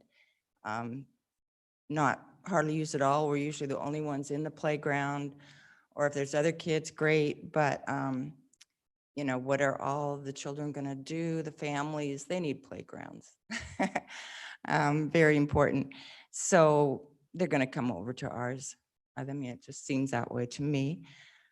Yeah, no big playgrounds in the area other than in another development over on the other side of Cloverdale, down a ways. So the Peppermint area. So that's a very big concern. And then, of course, all the other things that have been mentioned. But then there's also a lot of people in the community love to walk, and they've got wonderful walking paths in there. So we can just have really pleasant walks. You pass a few people along the way, you know, say hi, it's really pleasant. You can ride your bike. You don't have any problems of other bikers being in the way, nothing, just really nice walking paths. We love that. So just the concern is people in the apartments are going to need to get out. They're going to need to, you know, there's walking paths nearby in our neighborhood. So, hey, you know, if I was in an apartment, I'd take advantage of that. And so that's a concern. And that's all that I have. Just and agree with all of the other people that have shared. So thank you. Thank you. Appreciate it. Okay, do we have anybody else who would like to come up? Sir, I was going to say, you've already had your 3 minutes. We can't have you come back up. If she would like to come up and comment, she is more than welcome. Okay.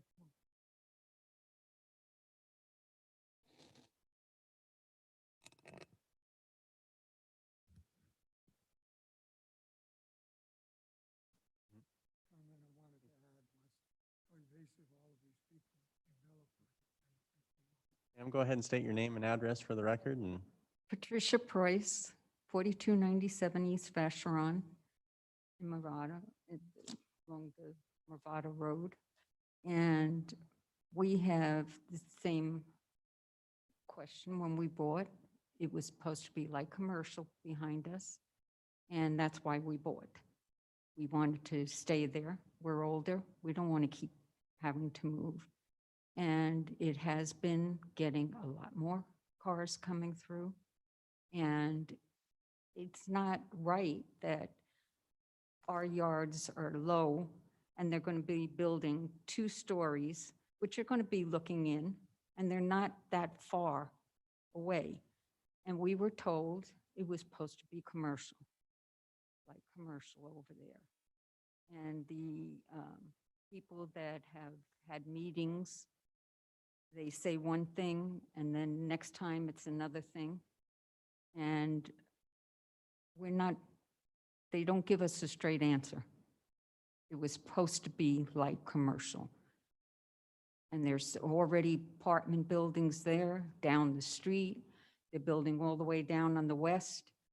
And there's plenty throughout Meridian and down of apartments. And there's property across Overland from us that's for sale.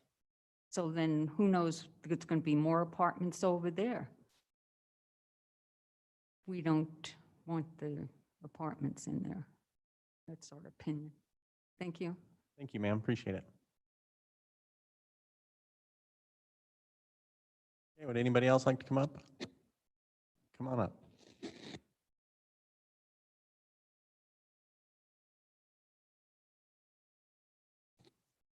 Go ahead and state your name and address for the record.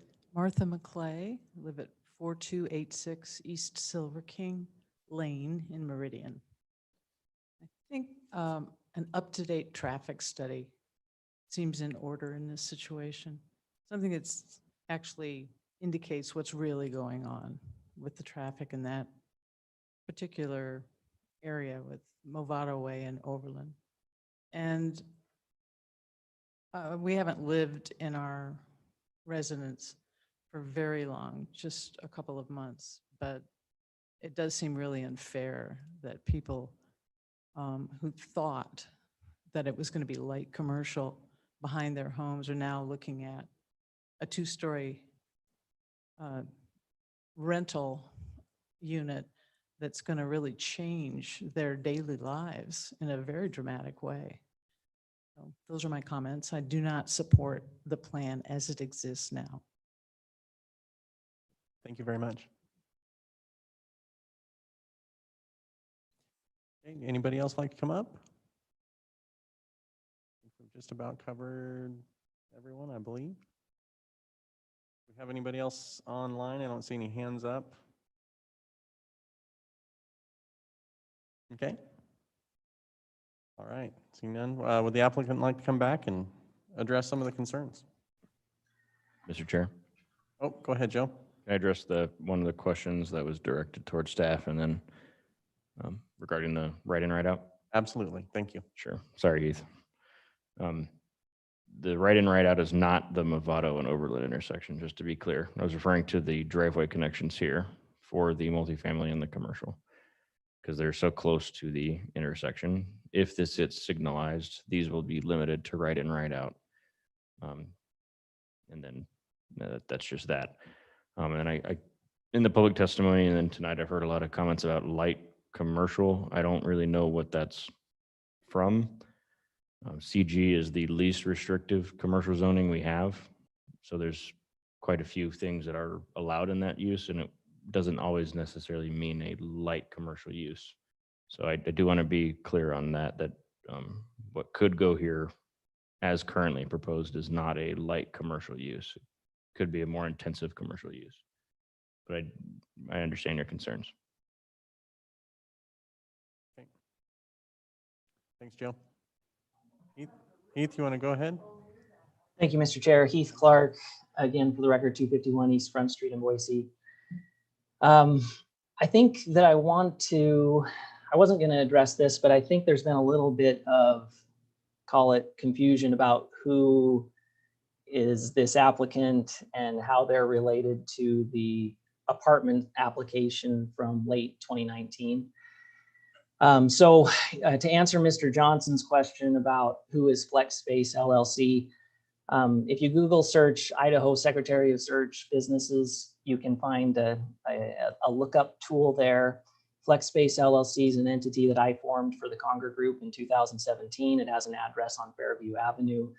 It's done, you guys on the Planning and Zoning Commission know we're here all the time. We do projects throughout the valley. It's a quality developer, not a fly-by-night operation, and certainly not hiding anything. So the difference between FlexSpace LLC, Conger Group, is that this is our application, and we did not bring the application in 2019 and 2020. That was Zach Evans, the construction group, construction group. And there are very significant differences between what was proposed then and what's being proposed now. So as we follow the timeline, This was approved back in 2016. There was a full traffic impact study that was done at that time. A traffic impact study is done based on methodology that analyzes the entirety of the build out of the project with all of the uses that are proposed and approved. It also has a growth factor built into it, so it identifies what the impacts are going to be at the end of build out. So that was done in 2016. In 2017, there was a slight modification to the project. It reduced the trips. So ACHD did not require an updated traffic impact study at that time because that outside impact had been reduced. They identified the required improvements at that time in 2016. This pulled back those impacts. So there's no reason to do another traffic impact study. The Zach Evans project was going to take out all of the commercial, all of that 6 acres of commercial, and it was going to add 3-story stacked apartments. It was going to add trips. And so in that instance, there would have had to have been an updated study. They would have looked at things like the timing for the light, for example, at Overland. That application was recommended for approval, but it was ultimately withdrawn. That's a different group, and they had a different application. This group has an application that preserves the commercial, and instead of stacked 3-story apartments, what we're doing is townhomes that are limited to 2 stories. And to be clear, those 2-story townhomes are separated by 20 feet, so a bigger setback than what's on the south. And all of the parking is on the other side of the structures. So that'll provide for additional noise buffering. But the point I'm trying to get to with all of this is to say that no traffic impact study was required with this one because it was yet another reduction on the outside impacts that were associated with the original approval of this project. Again, this is not an add-on in terms of units to the original approval. This is a reduction on the number of units from the original approval. In terms of other things that I would mention with regard to the amenities, we refer to it as a coffee bistro. We're looking at that as a really unique thing. It's a self-contained project or call it application that the owner of the apartment projects would be able to administer. Really, it's much like a community center with open space. So I don't think we should get wrapped up around what exactly is proposed in it. It is going to be something that's going to be operated by the owner. The question came up a few times about amenities for children. This is a project that is not anticipated to be marketed to families that would be looking for tot lots. All of these various components of the development have the number of amenities to be able to stand alone. We don't think that a tot lot is marketable or works in this location, but if it's the recommendation of the committee, and we've talked of the commission, and we've talked about this before with other applications, we think a far more appropriate use would be climbing boulders. We think that type of outdoor play area makes a lot more sense and gets better usage if that's the recommendation of the Planning and Zoning Commission. We think that what we've proposed here more than adequately satisfies code, and certainly it meets what we believe is the market for these townhome units. I think with that, I'll leave it, and then if there's any follow-up, I'd be happy to hang on here. Thank you. Commissioners, do we have any further questions for the applicant? Mr. Chair. Ma'am, I was going to say, you already had your 3 minutes. Ma'am, you've already had your 3 minutes. You will not be asked to come up again. Thank you. Commissioners, do we have any further questions for the applicant? Mr. Chair. Go ahead, Commissioner Grove. Heath, question for you, kind of in terms of the overall development of this area. Are any of the neighboring developments, are they age restricted?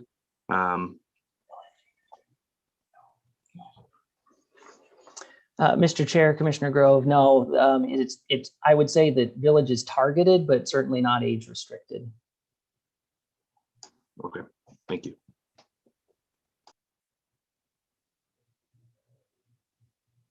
Any other questions from the other commissioners? The only question I have on this right here is, is this portion of the Movado project the only portion that you've been involved in, or have you been involved in the other pieces of the development? Mr. Chair, if you're asking me personally, this is the first one I've been involved in, but Flex Space Conquer Group has been involved in the other phases as well. Does that include the property directly to the south? Yes. Yeah, Mr. Chair, the answer to that is yes. Okay, thank you. Okay, I got to get on with the rest of my job here. So if there's no further questions from the commissioners, can I get a motion to close the public hearing for Movado Mixed Use H 2020-0123? So moved. Can I get a second? Second. Oh, wait. It's been moved and seconded to close the public hearing on item number H 2020-0123, Movado Mixed Use. All those in favor, say aye. Aye. Aye. Any opposed? All right, motion carries. Who would like to start this off?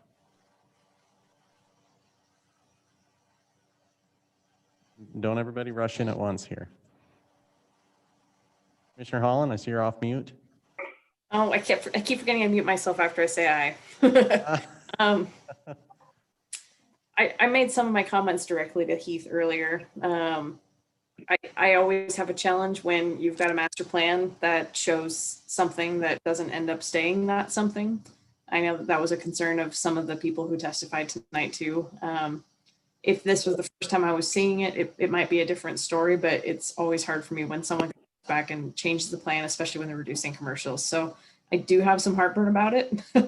I appreciate some of the features that they have. I appreciate that it's not standard fourplexes, that they do have a couple seating areas and kind of they're willing to work with staff on doing a plaza space.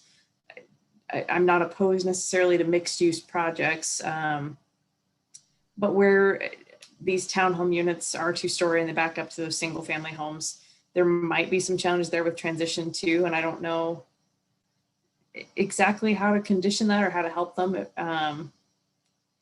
You know, maybe it's a requirement that they have to do a single story townhome product on that, or a duplex style product on that southern side, backing up to those residential houses. Maybe that would be a good compromise. I'm not really sure exactly what to recommend there, but I have some heartburn on it. So I'll pause for now and I want to hear what the other commissioners have to say. Who wants to go next? Commissioner Seal. Commissioner Yearsley, go ahead. You know, when I look at these, one of the things that I do my judgment on is the amount of public testimony on this. And, you know, understanding their concerns, especially when they were told it was going to be one way and then it's going to be go back another. You know, for me, I struggle like Commissioner Holland. I think this corner is going to be busy enough. And at this point, I don't know if I could support the conditional use permit for the apartments. Okay. Now I'll throw my 2 cents in here. So it might be 5 cents tonight. There's a lot of focus around the lack of a traffic impact study and things like that. And unfortunately, that's something that the city of Meridian does not have control over. So we have input into it. But if we're told that a traffic study isn't going to be recommended, then there's literally nothing we can do about it. So, I mean, we can't stop that. That's something that we can't stop the process as a result of. The other thing that was brought up a couple times was how many rentals are enough. I mean, if you look at the entire city of Meridian, the answer seems to be it will never stop. So, I mean, I know that there's a lot of rentals that are visible from everywhere. My question is, how many of those are vacant? So, you know, I live in Meridian too. I'm not opposed to seeing them come up. I definitely would not want one in my backyard, but at the same time, if we have to ask how many are enough, how many are vacant? If none are vacant, then we don't have enough, unfortunately. That's the downside to the values of our house increasing by, you know, 100% in the last 7 years. So, you know, I very much enjoy that as well. So as a person living in Meridian as well, I'm willing to help swallow some of that pill, as bitter as it may be sometimes. So that said, I also agree with the other commissioners and what they've said, especially with the question that I asked as far as them being involved in the development to the south. I'm sure part of them developing that was knowing or, you know, relying on what that property to the north was going to be. So knowing they had a hand in that, and then now they're trying to switch that, I can't agree with that. I mean, and I appreciate the fact that they're trying to keep the commercial property on Overland, and I think that's something that will probably, you know, have to stick in order to get through planning and zoning into city council in any way, shape, or form. Just because as a city, we're trying to grow up and we need more places. We need more commercial businesses. We need more places of employment to exist. That's about all I have for my comments on this. So I'll let my other commissioners get back to it. Commissioner Lorcher? Mr. Oh, Commissioner Grove, go ahead.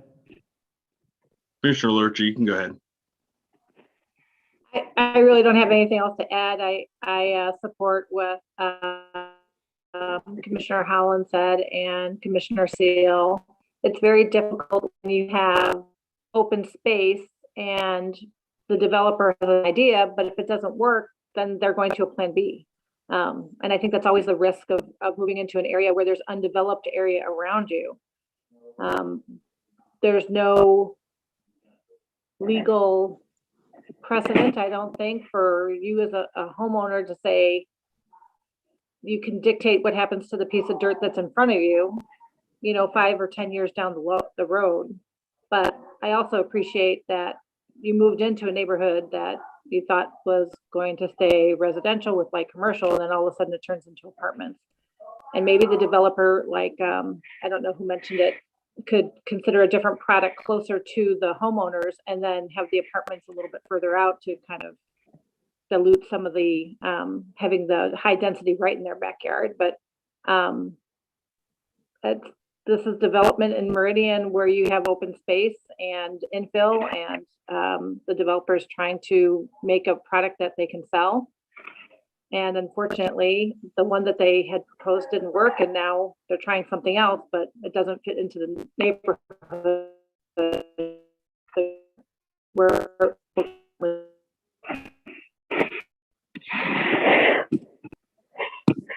Please, Commissioner Lorcher. Oh, we missed just the last couple words you said there, but. I don't have anything else to add. Thank you. Okay, Commissioner Grove, do you want to go ahead and jump in? Sure. Thanks, Mr. Chair. I have a lot of conflicting thoughts probably on this a little bit, which is probably not that uncommon for my opinions on most things here. I agree with the applicant in the sense that I don't think a tot lot fits on this project just because of its proximity to the type of structures that they're presenting. I have some issues with the general layout of this, however, and I don't feel, it feels like it's mixed use in the sense that there's two different product pieces, but it's not integrated in my opinion, and is lacking in taking on the spirit of what we would want in a mixed use setting. to be able to tie the residential and the commercial aspects a little bit more. It feels like you're just really trying to get two things butted up next to each other versus finding ways to integrate them and make it into a more cohesive community. And I think if that were more the case, the neighbors that have testified tonight might feel like, you know, it's being tied into their development. I would like to, I think Commissioner Lorter summed up some of my feelings on the pain points that people have when moving into a place that is not completely developed. You can be promised a lot of things, but until a shovel hits the dirt, you know, you're not guaranteed anything, essentially. And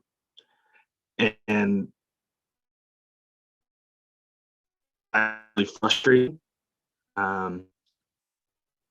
you know, especially when you've seen, you know, the plans and everything of what it's supposed to be, but until it's built, there's no guarantee that it's going to look and feel exactly how you've been promised unless you own that land.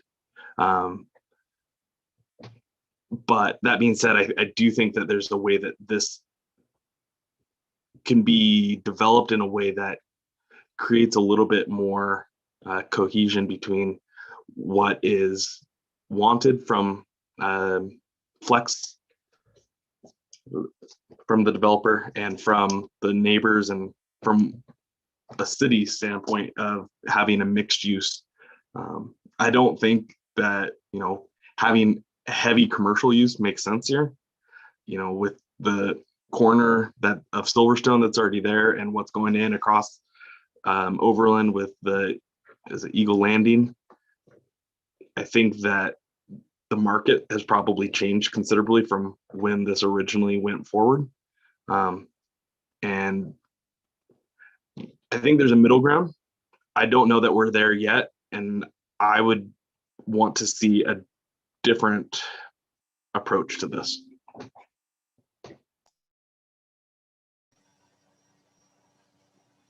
Mr. Chair.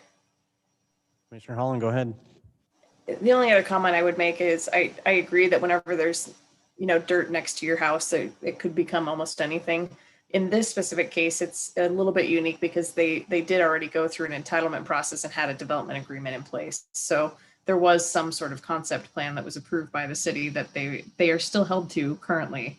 Even if we approve the conditional use permit tonight, they still have to go to council to release them from that development agreement and form a new one.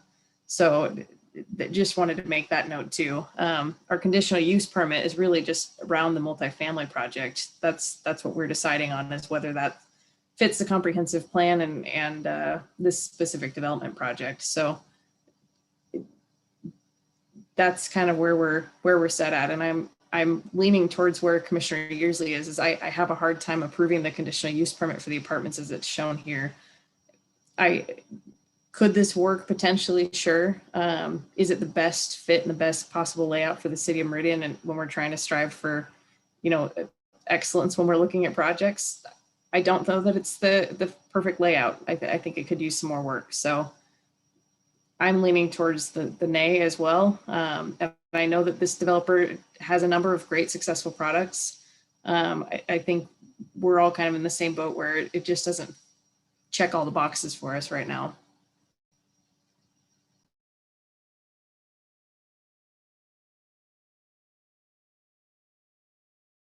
Anybody else like to chime in or take a shot at a motion here, or? Mr. Chair, can I ask one question for staff? Absolutely, go ahead. If we were to say no to their conditional use permit request, would they be able to come back forward to us with another site plan in the future, or does it put a time clock on them of a year? Good question. Joe, I can take that if you want. Thank you, sir.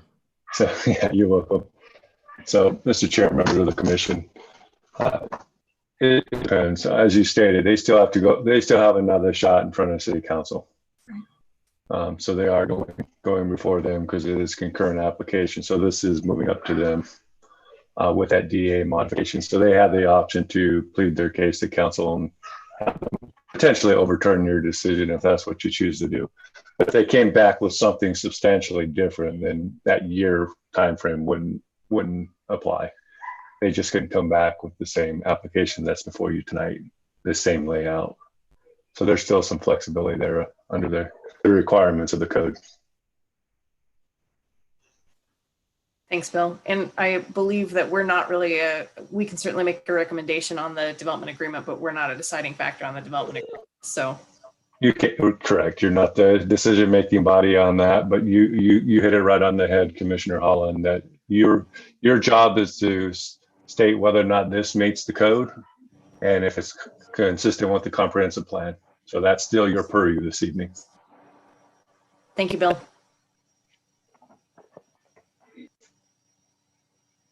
All right, thanks, Bill. Appreciate that. Still willing to entertain a motion at this point, unless we want to have more discussion on it.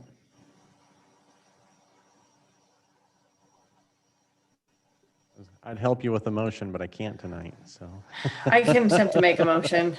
I was waiting for Commissioner Yearsley or Commissioner. I Groves, was just but- stepping up, so, Mr. Chair, after considering all staff, applicant, and public testimony, I move to deny file number H 2020-0123 as presented in the hearing date of March 4th, 2021 for, we don't feel like it fits the comprehensive plan. Not liking how the apartments are so close to the residential, and it just doesn't fit for the area.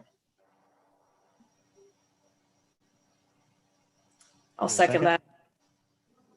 Okay, it is moved and seconded to recommend denial of item number H 2020-0123 Movado Mixed Use for the aforementioned reasons. All those in favor say aye. Aye. Aye. Aye. Opposed? Okay, motion carries. Motion for denial. Okay, that was the last one on our record there, so I'm always ready to entertain that last motion. Mr. Chair, I move we adjourn the Planning and Zoning Commission hearing for the date of March 4th, 2021. Second. second. Okay, it's been moved and seconded to adjourn. All in favor, say aye. Aye. Aye. Any opposed? All right, motion carries. Thank you, Good night, everyone. all. Good night, all. Thank you. Aye.